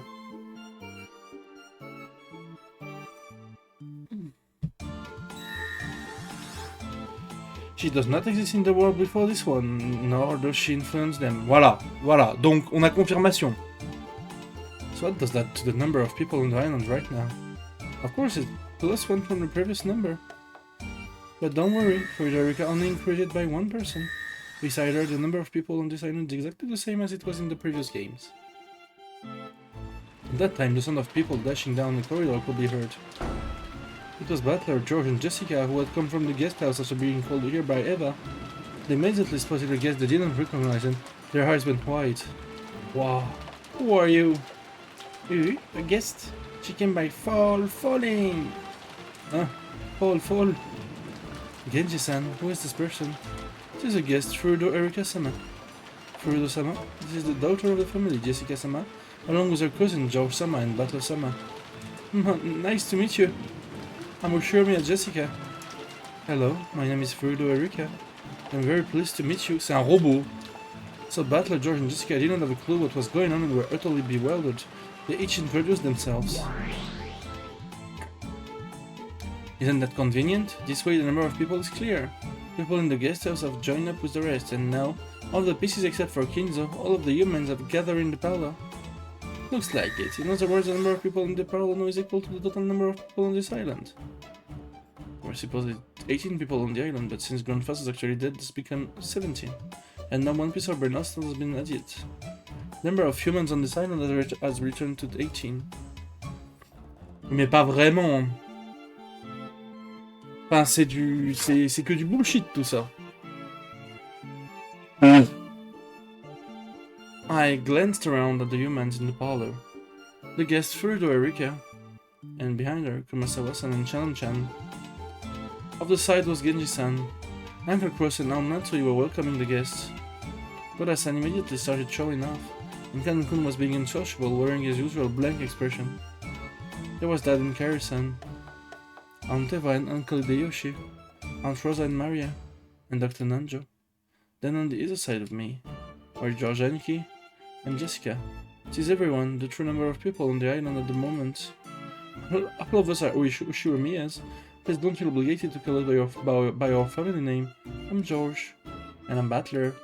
Nice to meet you. Thank you very much, George-san, Butler-san. I'd be pleased if you would call me Erika. Nice to meet you, Erika-san. It was decided that Erika would be welcome. J'arrive pas à l'appeler Erika, c'est dur. Would be welcome like a guest, and allowed to borrow the bedroom next to the cousin room on the second floor of the guest house. In front of all the relatives, she had seemed dignified and a bit stiff. However, as she talked with George and Jessica, her expression began to soften gradually, and so the detective Frodo Erika was placed on the game board. Le détective, quoi. Détective Conan, quoi.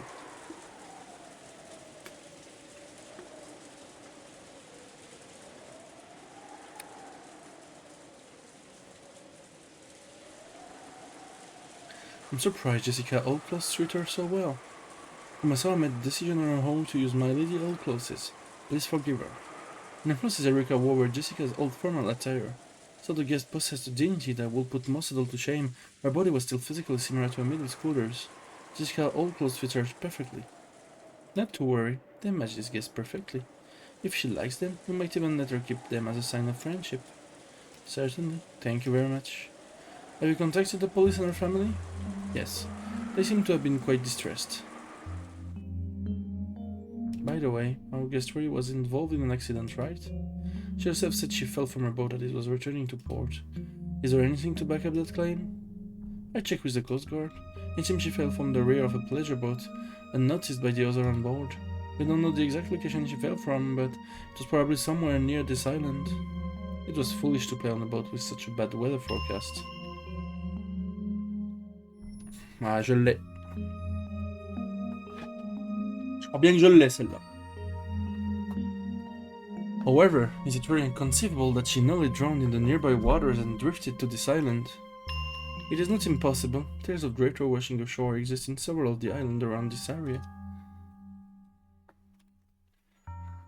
I believe it likely like an accident occurred. We're in the middle of a typhoon. It will not be possible to land the boat anywhere on this island. Genji had already considered what Shino suspected. Natsui probably suspected that this mysterious guest who had arrived during the Hellway Ice Stress family conference might be the agent of some conspiracy. So Genji had already checked to make sure that their accident was real, that Furudo Erika was her real name, and that there was nothing suspicious going on. I understand. My husband had ordered that she'd been politely entertained. Make sure that there are no blunders. However, you do understand, don't you? Yes. I won't let her anywhere near the family conference. After dinner, we see that she retires to the guest house. Make sure you don't start trying to force us to let her meet father or anything like that. Of course, I will keep that in mind. Oh, Furudo Erika, was it? It's rare for guests to come here to Rokkanjima. Doesn't this look like it'll be interesting? It probably lets it burn us to peace. So she will follow the rules of humans. The player is a witch. Mustn't underestimate her. There's no problem. Even if she will let burn us to herself, since she's a human, she's no match for us. After all, we have Gap with us. Humans certainly cannot win against Gap. Thanks. Still, it's not a good idea to overestimate yourself. The definition of a witch doesn't only imply the ability to use magic. Attends, ça parle des pièces et tout, mais dans la tête de Natsui, là? Il n'y a pas eu les contours pour dire qu'on n'était pas dans le même monde?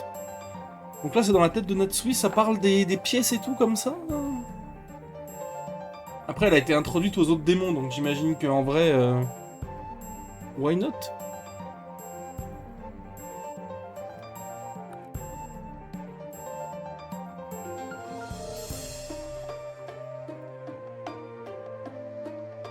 Joker in the eye of a typhoon. That is what a witch is. Huh. I'm the only one who gets to call herself a witch on this Rokkanjima. Only I, the Golden Witch, and an endless witch Beatrice.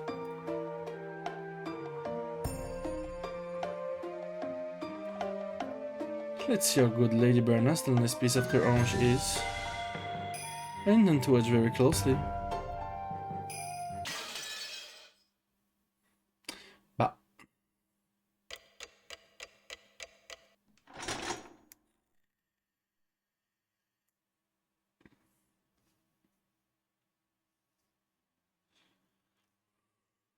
On n'a pas changé de monde entre guillemets, donc là c'est vraiment la Béato qui est dans la tête de Natsui, mais elle parle vraiment du monde méta quoi.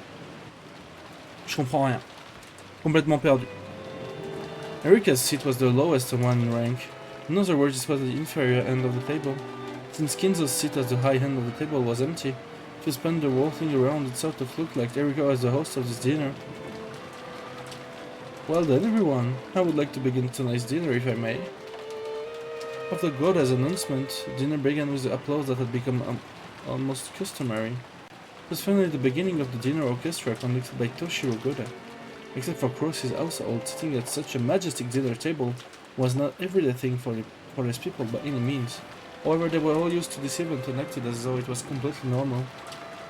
Once again, if everyone wants to be surprised, it should have been Erika.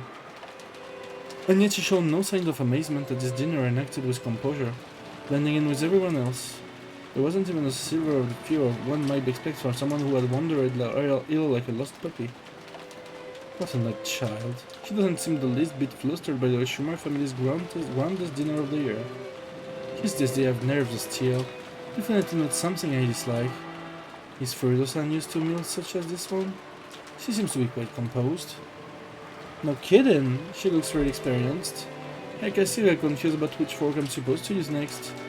Was it this one or this one?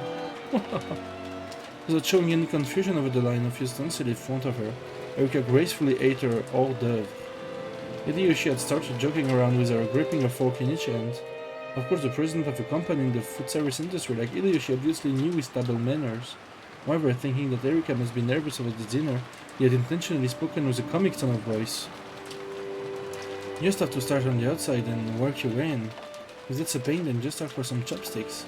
You're Japanese, you got to love chopsticks. Chopsticks, that's so great! Just one pair of those and you can deal with any kind of food. As soon as she began talking about chopsticks, her eyes started glittering. The smile she now showed for the first time was far different from the dignity she displayed before. More like something you'd expect from someone her age.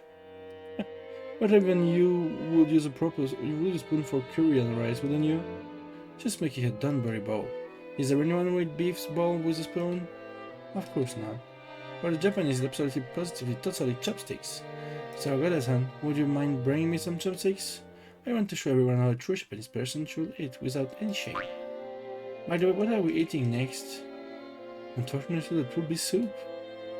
As she imitated the shrugging gesture, Erika winked at everyone. Of course, no one was laughing at her. She obviously knew that soup came after hors d'oeuvre in a full-course meal. Furthermore, Erika noticed both that she'd been performing too perfectly and creating a sense of tension, and that Hideyoshi had tried to break the ice because he thought she was nervous. That's why she started acting a little childish and light-hearted, acting out the part of a guest enjoying an harmonious dinner. Very soon, not only Carrie but everyone else caught on. Though she was an invited guest, she was apparently worthy of participating in an Ushuramiya family dinner. Smart kid, did you really just come here by coincidence?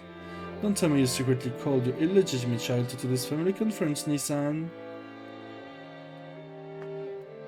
Attends, mais it seems she even has the smarts to brighten the mood.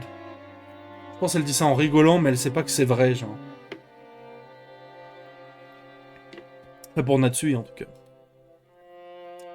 Enfin, si c'est ça, je sais pas. J'imagine que c'est ça, mais... And her manners are simply wonderful. It wouldn't be bad at all to have this girl as a daughter. That's pretty cruel. Where does that leave Jessica-chan? That's mean, Rudolph Nissan. What's wrong, Jessica-chan? Headache?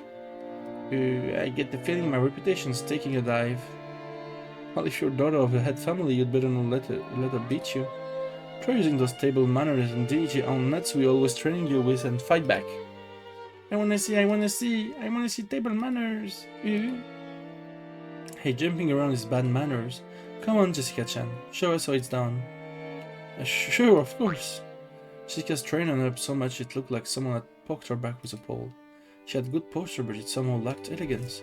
She looked, well, kind of like a triangle ruler.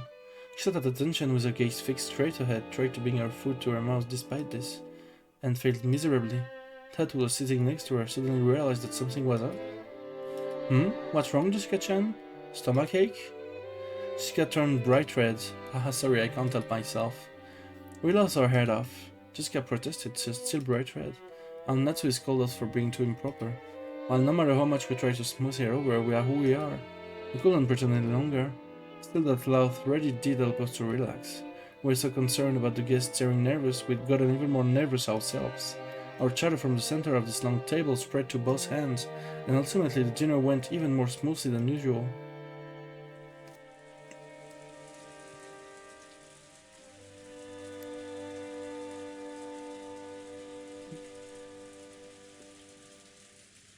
With some delicious cheese and coffee, our peaceful meal came to an end. Koda won unanimous acclaim and was praised for his skill by all present. After a short period of harmony following the meal, it was decided that we would return to the guest house. Normal dinner tended to have a very dark atmosphere about it, and the adults will often keep that mood as they moved straight on to the family conference. However, perhaps because this year's dinner had been oddly peaceful, everyone decided to take a break, the adults included. After eating, taking a bath and relaxing while watching TV, I wonder if they'll gather again in the mansion with all this rain and resume that high-tension family conference of theirs. I'd rather not think about it. Apparently Aunt Eva was getting really worked up, trying to convince the rest to start the family conference right away, but it didn't look like many people agreed with her. They would probably call it quits for the night. Since they had guest house duty, Godasan and Kumasawa-san were chosen to guide us to the guest house. It's gonna be tough for Goda-san. Even after making and cleaning up such an extravagant dinner, he also has the late night shift at the guest house. I heard that Kumasawa-san, all that she was, will be going to sleep soon. It seems she was assigned a spare room. Help me to guide everyone to the guest house. Erika-sama, a room must also be prepared for you. Thank you very much. Why not rest a bit? Are you sure you feel okay? That's right. I totally forgot that Malinori drone floated here, didn't you, Erika-chan? You'd probably be better off taking it easy and getting to bed early tonight. I'm perfectly fine. On the contrary, I'm so nervous and excited that I never could get any sleep. Then let's all play together. Let's play cards. Maya latched onto her, giggling. This lack of restraint peculiar to youth was very much like Maria. However, we really should be concerned for Erika's physical condition now. Maria, why don't you play cards with us? Erika Onichan is tired. Hello, cards too. Please let me join you after I had a short break. Alright.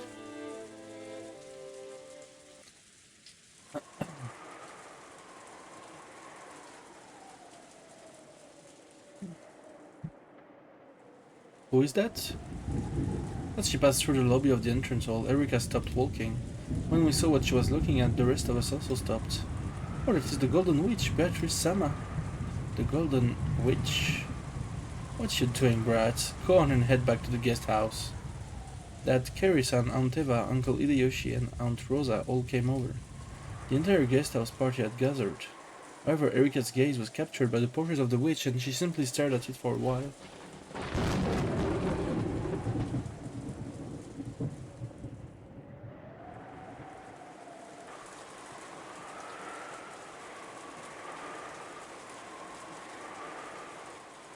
Yeah, supposedly that as a stash of hidden gold was 20 billion yen, and this epitaph shows you where that gold's hidden. Perhaps it was too early for them all to disperse into their individual rooms, because the relatives who had returned to the guest house all gathered on the first floor, continuing the chat. The topic was the witch's epitaph, which Erika had taken an interest in. It really is a fascinating riddle. Let's take it to in a place where anyone will see it, challenging our intelligence. I love that kind of challenge. Wow, you seem surprisingly interested, Erika-chan. Do you like solving riddles or something? Don't challenges like this seem interesting. It seems pretty clear that Kinzo-san wants to use that epitaph to choose his successor. Bah! Ça va, elle speedrun pas le truc, elle. When she said that, the adult stopped moving and slowly turned to face Erika. Bah, comment elle connaît le nom de Kinzo? Et comment elle parle d'héritage? Enfin, là, le move est un désastre, genre. Why do you think that? Aunt Eva spoke with a coaxing voice. Now, every now and then there had been whisperings among the relatives that whoever solved the epitaph's riddle might be given the family inheritance. This had been no more than wishful thinking, since such a thing had never been specifically stated. And yet, Sushi had only read it once. This outsider already reached that conclusion. How had she come to it? Now, that's not the problem. If you solve the epitaph, you can become the next head. He wasn't trying to make it sound like his wishful thinking, but an outright fact. With the closed in around Erika asking why she was so sure. It's very common for an extremely rich person to relinquish his or her wealth to solve some sort of riddle. Furthermore, Kinzo-san didn't publish this epitaph in a newspaper, but displayed it in his mansion. That means the riddle is directed at the people in this mansion. You're right, since it's inside the mansion, there's no way for someone who can enter the mansion to solve it. That means Grandfather's been challenging the people here. Good, where thou? But by simple fact that the epitaph inside the mansion, it's possible to figure out that much. At first, this Furudo Erika girl seemed to be the fairly silent type, but that apparently wasn't the case. As she grew excited by a challenge to a game of wits, she became much more talkative than I imagined. I see, well, it does make sense that an epitaph inside the mansion would be there so the people in that mansion could read it. But can you really be so sure that the one who solved it will be given the headship too? If the treasure gained by solving the riddle was something small, I wouldn't even have considered that. That's right, the hidden gold is worth 20 billion. You might consider the gold itself to be the wealth of the Ushiromiya family. Inheriting something like that will be almost the same as inheriting the Ushiromiya family itself. In other words, this riddle of the gold's hiding place buried within the epitaph is nothing less than a way to selecting de facto successor of the Ushiromiya family. The idea that the one who solved the epitaph will be chosen as a successor had been passed around by some of the relatives for a while now. Ever since it had never been specifically announced, it was nothing more than an optimistic dream. Thinking this, they decided to abandon all consideration of this point until the details were made clear. Erika had clearly declared that this insertion point was in fact true. If one of the relatives had said it, people would have thought it to be merely an optimistic dream. However, when this was declared by a complete outsider, those words seemed even more credible. Everyone remained silent for a while, slowly considering what those words implied. Simply by the existence of the epitaph in that place? This level of reasoning is possible for Fudo Erika. What do you think, everyone? Elle a fait un arrobase everyone, quoi. Arrobase everyone, je résous l'épitaphe en direct.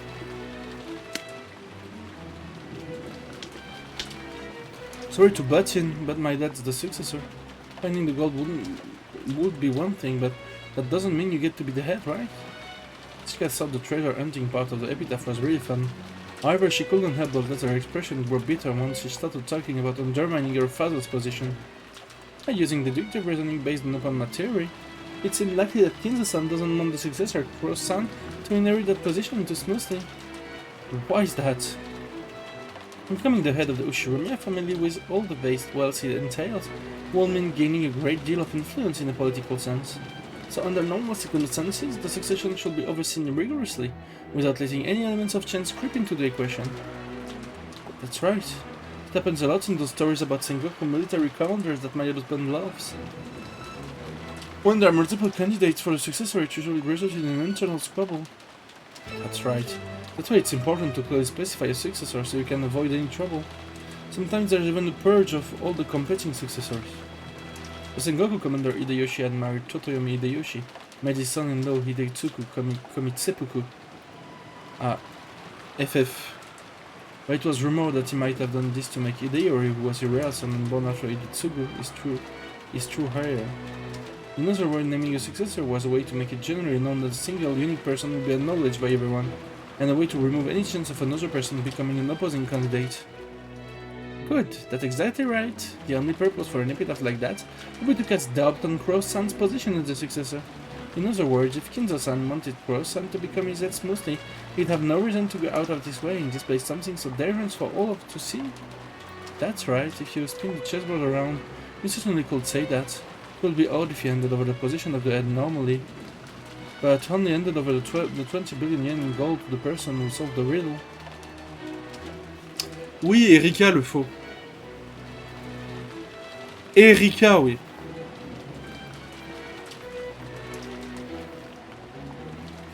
Et Rika, quoi.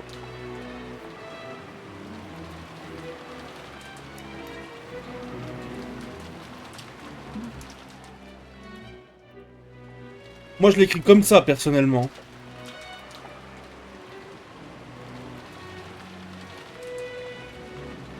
Je l'ai écrit comme ça, moi, dans ma tête.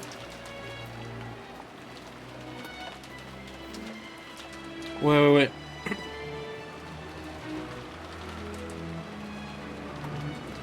Non mais désolé, j'ai du mal, je suis un peu dyslexique. Je m'excuse. Ni pas.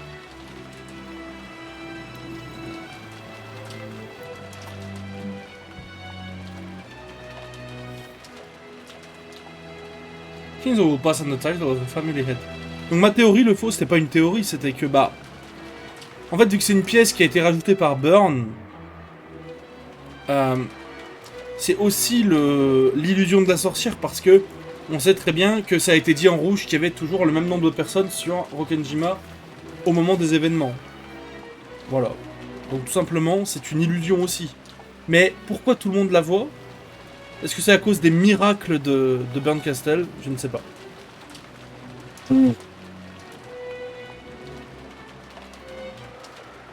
Kinzo will pass on the title of family head, but he would only give up the 20 billion yen call to the person who solved the epitaph.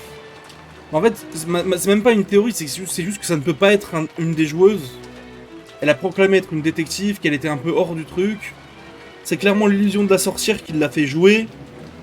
Mais il n'y a pas autre chose, quoi. C'était pas une des joueuses de base. Voilà. Au moins, on est clair là-dessus. Par contre, à un moment, il y avait Natsui qui parlait là juste avant. Et elle parlait à Béatrice, Ronov et Gap.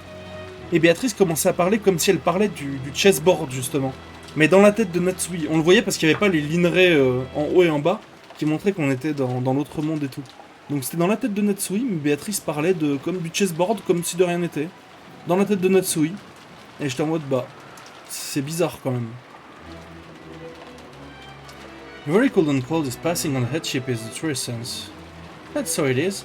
By this theory, we are able to deduct whether Kinzo Century and knowledge cross Sanya's successor simply by the existence of the epitaph in that place.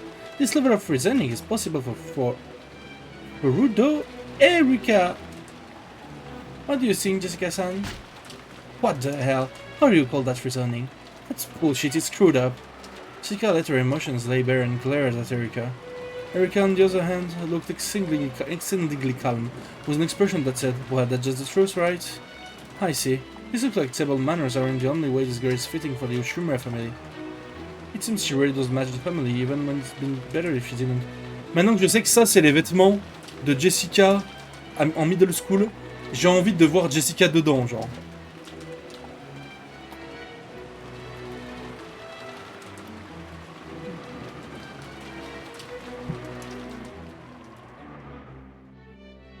Voir comment elle rendrait dedans, quoi. Enfin, peut-être ajuster au niveau de la poitrine, quand même, mais bon. Okay, take it easy, Jessica. And Erika, let's leave it at that for now. Well, we can pull the 6-star stuff to the side for now. Oh, d'accord. Anyway, there's no doubt that this is rather a big question for us. It's 20 billion yen. Maria-chan, what do you use it for if you found it? The golden land isn't just gold, it's a sacred place. Uncle Hideyoshi kept trying to force himself to chuckle and improve the mood. Everyone else tried to play along, but Jessica's mood didn't get any better. So Erika-chan, would you like to have a go on the epitaph riddle? Yes, my little grey cells are itching to get started. I'd like to start solving as soon as possible.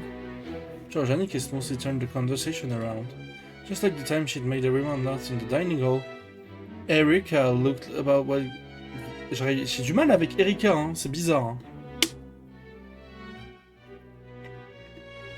Bizarre. Erika looked about with gleeful eyes and jumped at the chance. I like it. Well, since Erika seems so interested, let's all try and solve it together, just like last year. I'll make some coffee. Raise your hand if you want some. Not for you, Maria. I will beat you. Je fais des petits excédents sur certains persos. You won't be able to sleep. I want to drink black coffee. Don't they get you excited, riddles like this? I love them. Erika said that and smiled, so she must have known that she'd ticked Jessica off and made the atmosphere sour. She just smiled nonchalantly.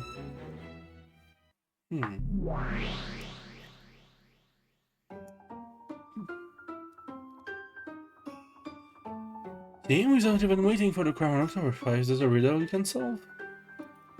I've tried to solve it many times myself, but you didn't have a clue, so you gave up and stopped thinking, right? It pissed me off, but I don't have a good counter for that. After all, I don't get the epitaph at all.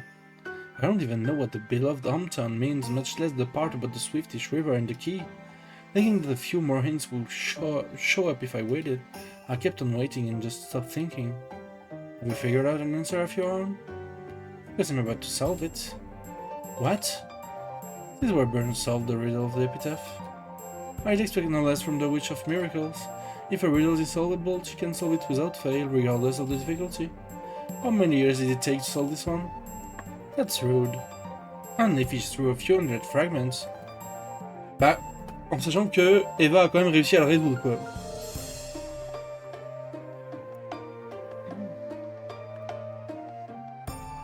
Hehehe, you really are terrifying. You aren't going to cheat by suddenly saying the answer is in red or something like that, right? Don't worry, just like you, I follow the rules as a player.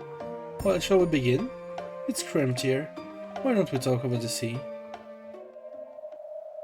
Okay, don't get queasy, battler. What do you mean the sea? I thought the whole world had turned pitch black, and the next moment I was struck by a strange floating sensation. It must be what it feels like to suddenly have to float, drop under you, sending you into a bottomless pit.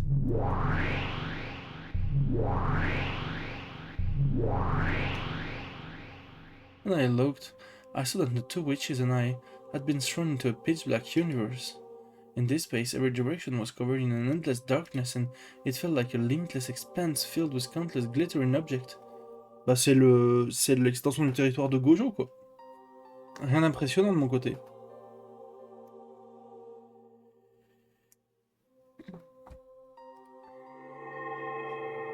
Some people might have likened it to the depths of an ocean, where innumerable floating fragments drifted. Whoa. Didn't she tell you not to get squeezy? If you want the concept of gravity, just create it yourself, okay? Come on, calm down and look at us. Come on, don't we look like we're just fine? Believe that your feet are on the ground and that you're being controlled by gravity. If you do that, you'll find your equilibrium. Yes, the two witches are standing normally as if their feet were planted on a transparent piece of glass. I'm the only one floating about like someone in a rapidly plummeting elevator. When I saw that they were doing it just fine, I started calming down, figuring that there was no need to be scared. Then, just as the Delta said, I gritted my teeth and kept telling myself that there was a place to stand here and that I had to stay calm. Whoa. Very good, very good. What's your name? You sure me a battler? What else do I look like? Okay, you mustn't lose your will, emotional form. After all, this is the ocean. If you lose your purpose, you will fall into the depths of eternity and become a scrap of ocean seaweed. Be careful. I don't get what Lambda Delta's saying, but I should calm down for the time being. It seems that I regain my equilibrium the more I calm down. Gradually, that weird floating feeling like I was falling forever began to disappear. It still felt strange, like trying to stand up straight at the bottom of a deep pool, but it was much better than before.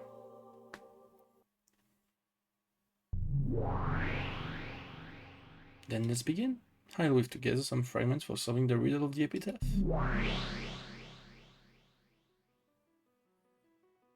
Berncastel opened both of her hands. Then like a planetarium...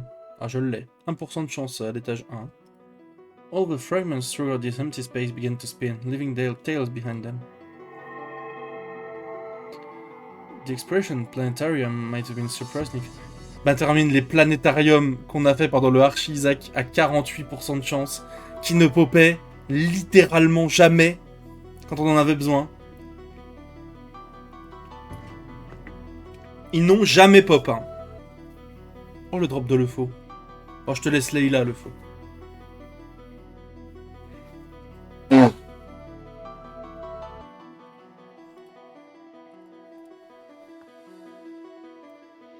The ancient planetarium might have been surprisingly fitting. Multiple fragments were tied together by gold lines, and what looked like constellations zoomed by us rapidly, one after another. It felt almost like I thought we were dashing through space at an incredible speed. There, with tails of light drifting behind them, several bright glowing fragments swirled around Banastel. It looked almost like she'd created her own solar system with her as the sun. The solar system surrounding Berncastel grew to a radius large enough to swallow us up. And every once in a while, one of the satellite fragments zoomed right past me.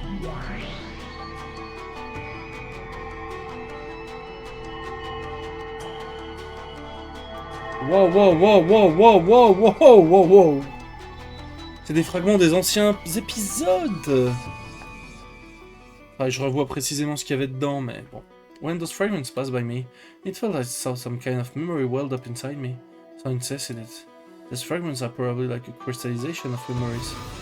They aren't memories, they're fragments of worlds. Well, I guess they might feel like memories to you. Then let's begin. Let's start with the experiment. One of the satellites in the solar system was slowly sucked into an inward trajectory with Bernkastel at the center. After drawing a spiral and approaching her, it settled down on the palm of Bernkastel's outstretched hand. Then it glittered brightly, painting over the world with pure white.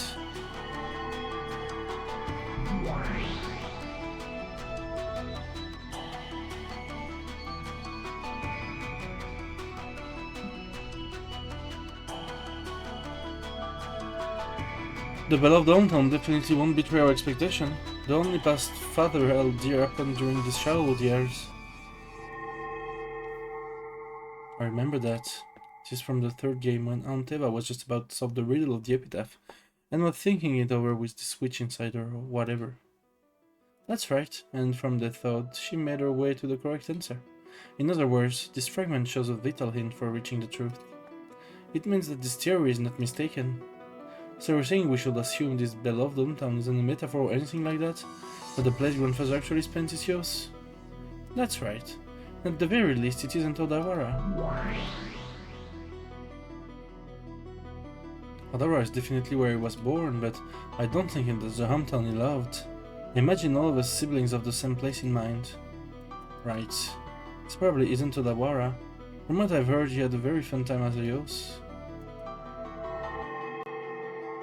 That's right, Aunt Eva and her siblings said it wasn't Odawara, and not only that, it looked like everyone guessed where grandfather's hometown was.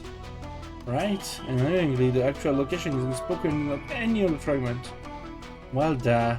If I told you that, there'd be too many hints. If it wasn't a hard riddle, there'd be no point to it. Oh, that's a hint too? Just where is this hometown of grandfather? Can't even start if we don't know that. You mean you couldn't start, so you stopped thinking? Since it had to be a place where you could have lived, the number of possibilities is limited. Well, this is the toughest part. You were the witch who could certainly solve any riddle that can be solved, weren't you? So you took those limited possibilities, in other words, everywhere on the earth, and considered every single piece of land that grandfather must live on? That would work too, but that way no amount of time would be enough. So I needed to take some more hints into consideration to bring out the answer. Didn't you say it yourself? That it didn't have to be a river with a water flowing down it. If the world Swiftish is too complicated, why not forget it? Think of a river. Linking it with a family tree wasn't a bad idea. Try thinking about how to link a river with something else along those lines. A Swiftish river running through the hometown. However, this river isn't truly a river. Never thought of something else, something that could be linked with a river. Sure. But if it isn't a river, then why the Swiftish? Think, a river that runs through the hometown, where it isn't a river with water running down it. Something that can be linked into a river. Behold the Swiftish river running through the beloved hometown. If I knew where the hometown was, so he could forget about the Swiftish hint. However, since we don't know where it is, this could be a hint for us. I worried too much about the Swiftish river.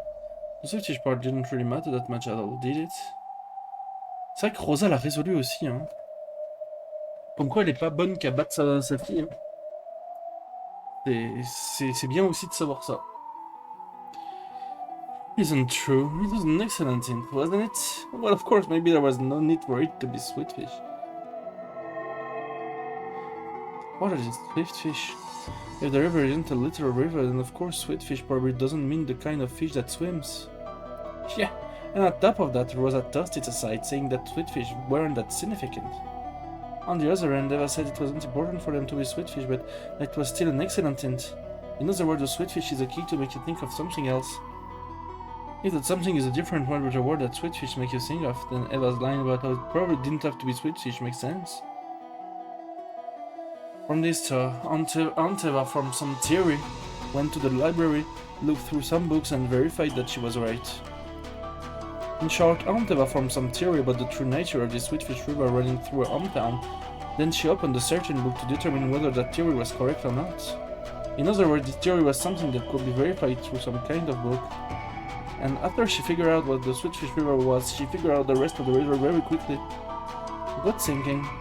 The epitaph continues on saying, as you travel down the river, you will see a village. At that point in time, Eva hadn't yet solved the storyline starting with this one. Where is this village? What does it mean? Do you find one if you go down the river? Right before my eyes, the pieces that I hadn't been able to understand at all began to snap into place all by themselves. À vraiment avoir la résolution de l'épitaphe direct là, Answer Arc, Big Answer quoi.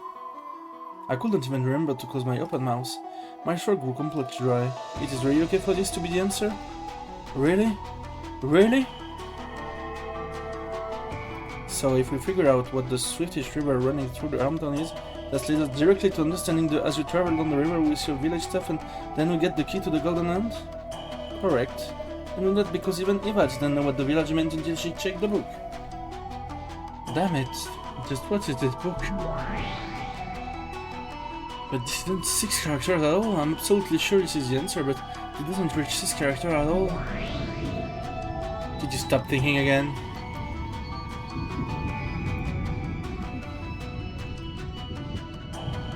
In that case, think of a way we could read it with 6 characters. If you can think of one, then research it. There has to be an answer.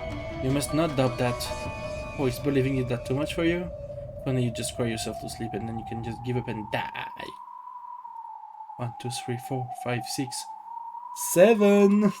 Oh, 6 characters. I found it. This is the key to the golden hand.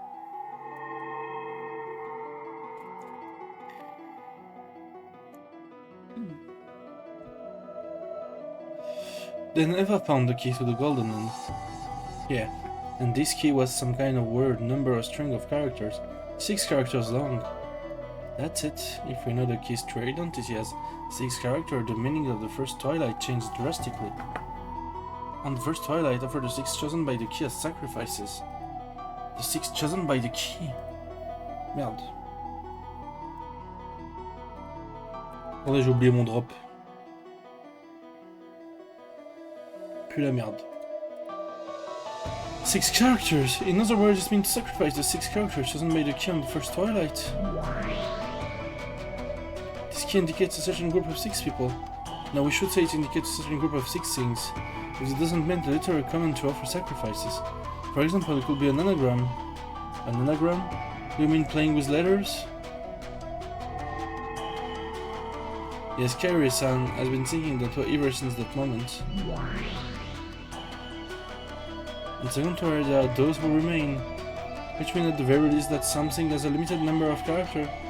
You could read it like it's telling you to continue with the remaining character after the first 6 characters are removed. In other words, in the first twilight, we take a list of characters that longer than 6, kill the 6 that have the key, and then do something with the characters that remain. That's right, but like Kyrie said, what should we kill the character from? We don't know this longer string of characters that we're supposed to be killing from. On the first twilight, kill the 6 characters that have the key. On the first twilight. In other words, by the time we reach the first twilight, some string of characters already exists. That might be a set of Japanese characters, but knowing Grandpa's taste, could it be something in English? The first twilight has more than 6 characters, even the Japanese phrase has just 4.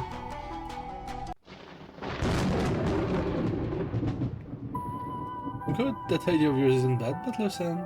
We can interpret the 6 sacrifices chosen by the key as a string of 6 characters. I think it's a very clever concept.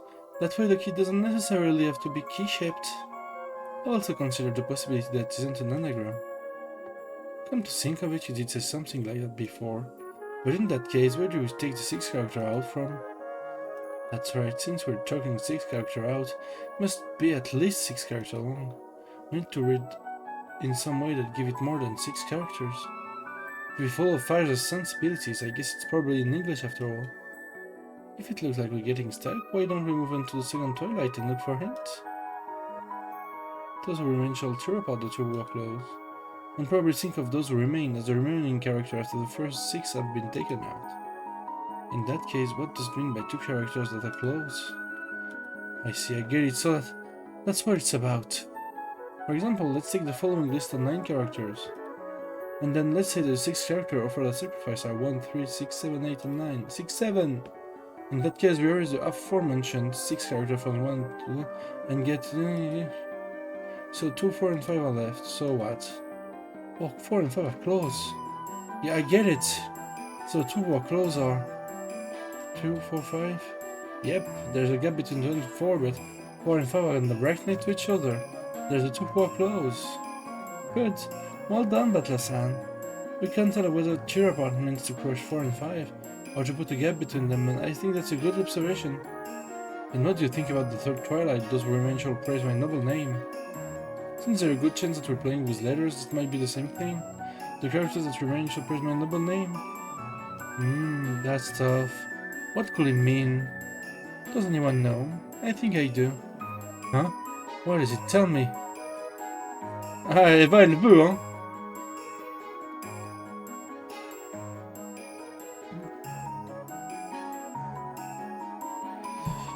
Is this also an anagram?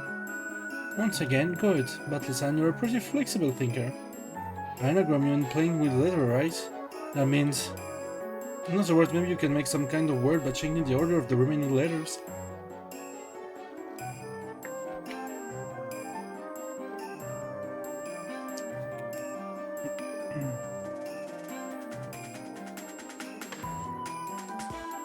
Ça va être le bordel ce chapitre. Hein. En fait, je crois que ce chapitre il est en train de me rendre fou, il brise toutes mes certitudes une par une.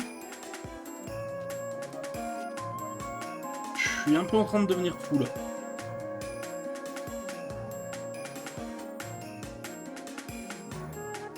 Yeah, if so, I might be getting ahead of myself with this theory. Maybe the original list of characters in the first Twilight removed from is 11 characters long. Well done again. I reached the same conclusion.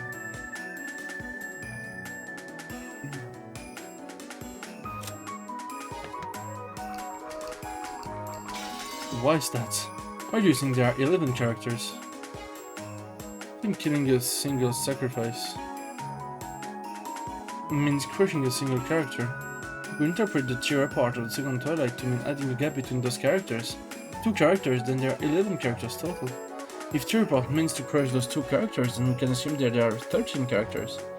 After all, from the 4th Twilight to the 8th Twilight, the word kill appeared 5 times, and then on the 9th Twilight it's written that none will be left alive. If we know the part about the witch reviving for now, I figured that after crushing the first 6, separating the characters that are close and then crushing 5 more of them, there should be no characters left, so that makes 6 plus 5 or 11 characters. If tearing apart the 2 who are close in the second Twilight meant to kill both of them, that makes 6 plus 2 plus 5 or 13 characters. There's a chance the word symbolizing the first Twilight has 11 of such characters. Wait, it couldn't be that easy, could it? Wonderfully done, that is the same theory I thought of. It looks like you were gifted with excellent little grey cells just like me, Butler-san. Hey, quit it. Just doing what comes naturally. Je comprends rien. Le riddle de l'épitaphe me perd complètement. Hey, what the hell? The piece is pretty damn smart. There's no room left for me to make theories. Oh, sorry about that. You weren't around this point, so I just controlled your piece for you. Isn't it nice how smart I made you look? Haha!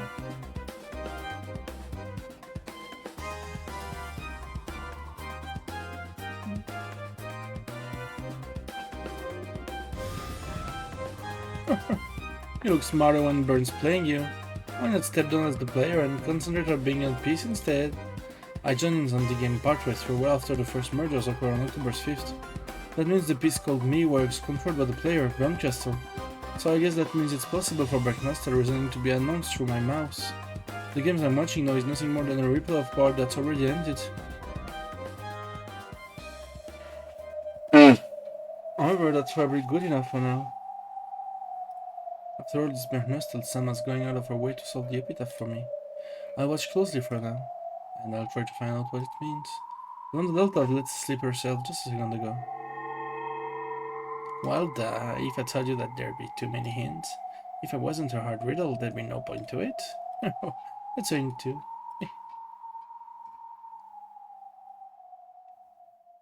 This theory about a grandfather creating the epitaph in order to choose a successor isn't bad at all.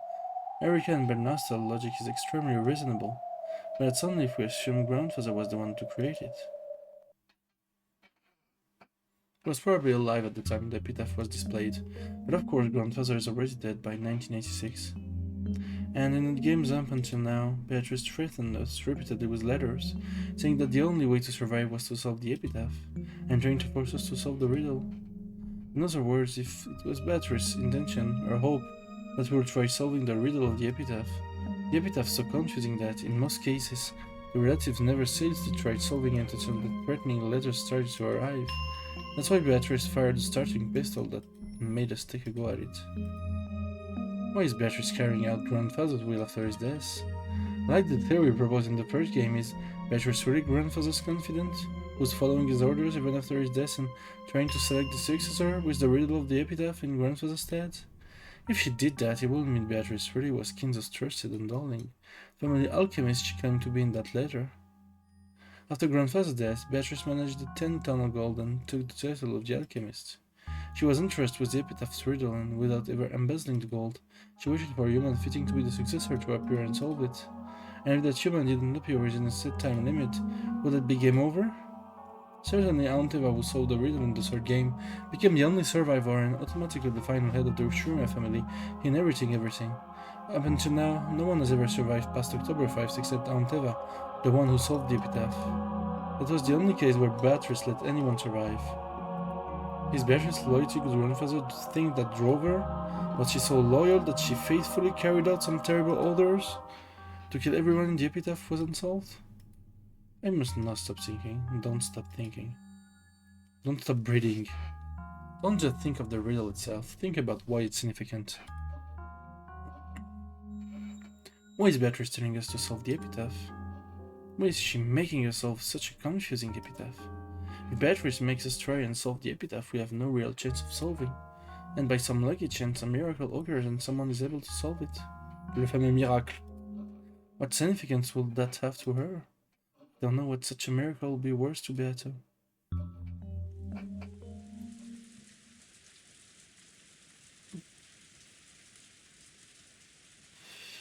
Anyway, until we figure out the first Twilight, we'll have to give up on the rest. We tried looking at it from several different angles, but in the end we got stuck there and made no further advances. Marioletta has an extra large yawn. This caused several other people to yawn. We'd been using our heads so much that everyone had gotten a little sleepy. Chica, who had been silent and irritated the whole time, quickly stood up. I'm going upstairs with Maria. We'll watch TV or something. Okay, I'll go up too. Hey, why don't we all play card upstairs?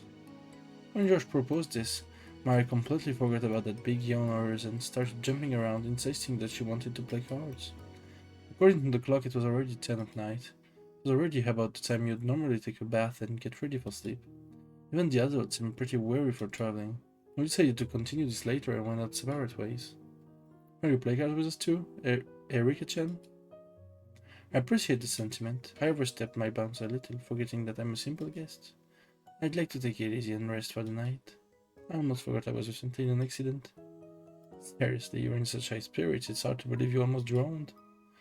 That shows for you. Still, I enjoyed it. I think we've taken a big step in our reasoning thanks to you. If I find the gold, I'll let you have about 1 million yen worth. Don't you at least offer the poor girl 100 million? No need to bother. I'm uninterested in solving the riddle. Well then, if you'll excuse me, good night. Yeah, night. Oh, you aren't going upstairs, but Lacone? I'm getting a bit interested. I think seeing through here just a bit longer.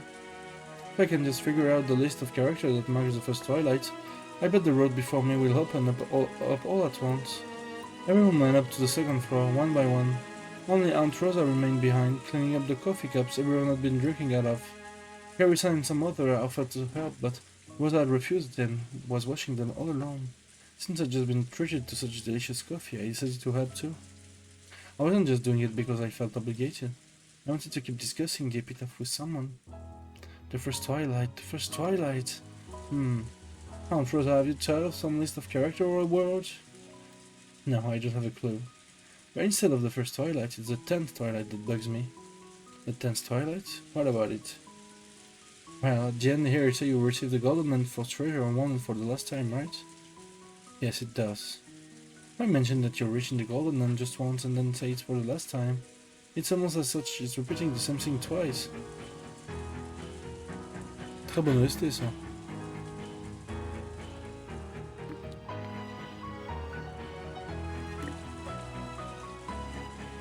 I've just been wondering whether he had some reason for putting it like that. You're right. Like you said, there's got to be a more straightforward way of saying that. That line should have been a key part of the riddle when you wouldn't expect the writer to waste words needlessly. Would it have been done for some special purpose? Still, you and that Erika girls are incredible. Your mind's real flexible. I'm already an old lady and my brain just doesn't work that fast. A theory about the 6 chosen by the key signifying 6 character to be removed was very impressive. After hearing that, I can't see it as being any other way. But before that, I didn't think it was like that at all. I'm feeling let down by my own dull mind. That's not true. You've got a flexible mind yourself, Aunt Rosa. This last time thing might be really important somewhere down the line. Not at all. My mind's very stiff. Up until now, I've always thought that his first Twilight was nothing more than a place 1/10 of the way out on a road to the Golden Land. What's that? Sounds interesting. Mind telling me about it? After reading the line before the first Twilight, he'd say you must travel to the Golden Land, right? The next part describes a journey that lasts 10 days, so I thought the first Twilight would be part of the way through that journey. A journey. I see. Then the journey begins, and when you set up camp at the first Twilight, you offer the 6 as sacrifices. So where would that place be? How many kilometers from the starting point? Huh. Please don't tell anyone about your aunt's silly idea, okay? When I first saw the part about attaining to the treasure of the Golden Land, I just assumed it was more of the same. Typically, attaining treasure would mean obtaining them, but I thought it meant reaching or arriving at someplace 10 days away from Fraser's hometown when all this treasure might be found. Are you kidding? That's a brilliant idea. And the first Twilight is the first stop on that 10-day journey. The name of that place might be the key to moving forward. For my 10-day theory to work, you'd have to know both at the start point and the end point. I know the start point. I know the hometown Father loved. The place Father spent his time when he was a boy really far away. But the problem is the goal, the Golden Land. What does that really mean? If we don't know that, my theory gets us nowhere. I've been stuck at this spot for a long time. But after listening to your reasoning today, I've realized what an embarrassing mistake I've been making. Oh, I think that's still an interesting idea.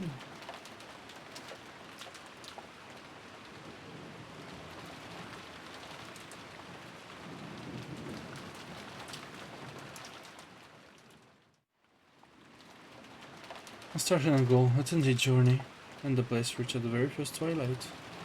Believe it or not, I think you might solve this one easily, Butlercone. If you do solve it with your aunt's int, share some with me. Even 5% would be great. It's a promise. Despite being my aunt, she gave me a smile and a wink which would make a man hurt jump. As I helped her wash the coffee cups, I kept pondering the epitaph riddle in silence.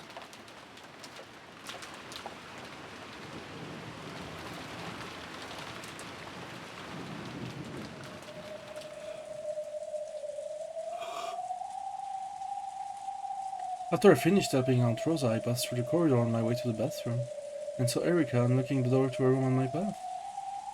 I thought your room was on the second floor. Figured you'd gone upstairs and had fallen asleep by now. I was just searching for something. I thought it might be here. Searching for something?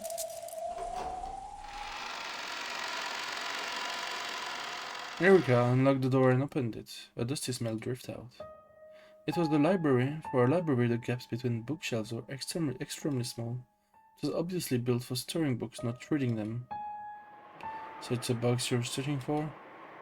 Not necessarily a book, but materials, I guess you could say. There's something I've just got to look up.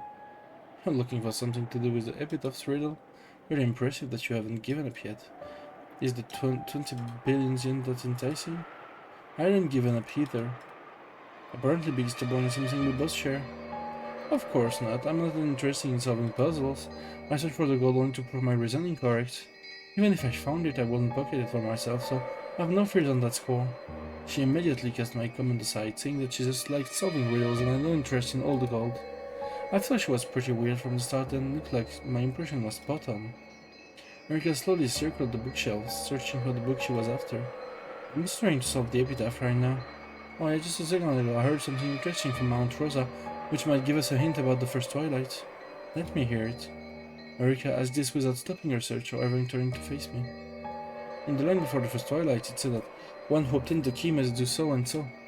The one who obtains the key must then travel to the Golden Land in accordance with these rules.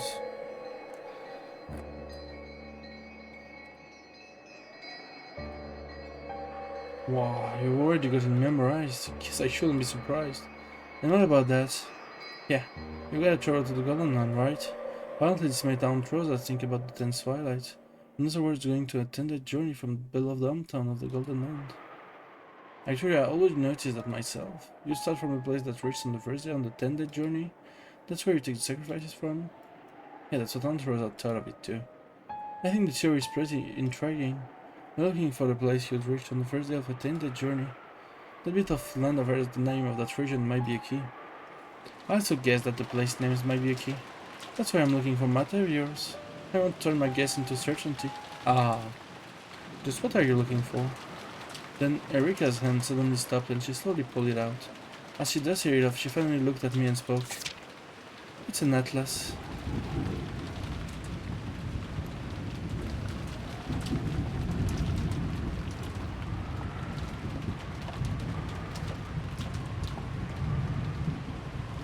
Un atlas?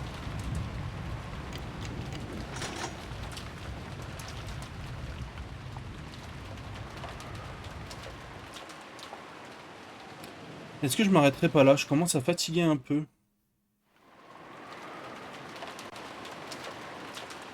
À moins qu'il y ait vraiment un gros climax bientôt.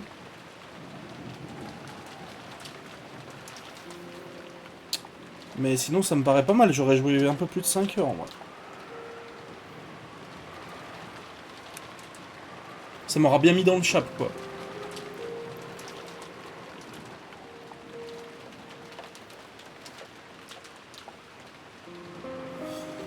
Non, pas d'objection.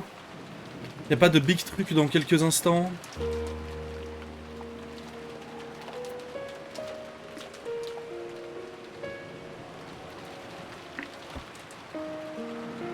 En tout cas, j'ai pas tout compris à l'épitaphe. Mais j'imagine que c'est normal. La prochaine saison, on sera plus folle. Et bah demain soir, après le mardi norisé, t'es la grosse annonce à 17h. Soyez là à 17h, hein. Ça va être la hype, je vous le dis d'avance. Bref, du coup, YouTube, ciao, à demain pour la suite. Et vive Umineko, comme d'habitude. Ciao YouTube.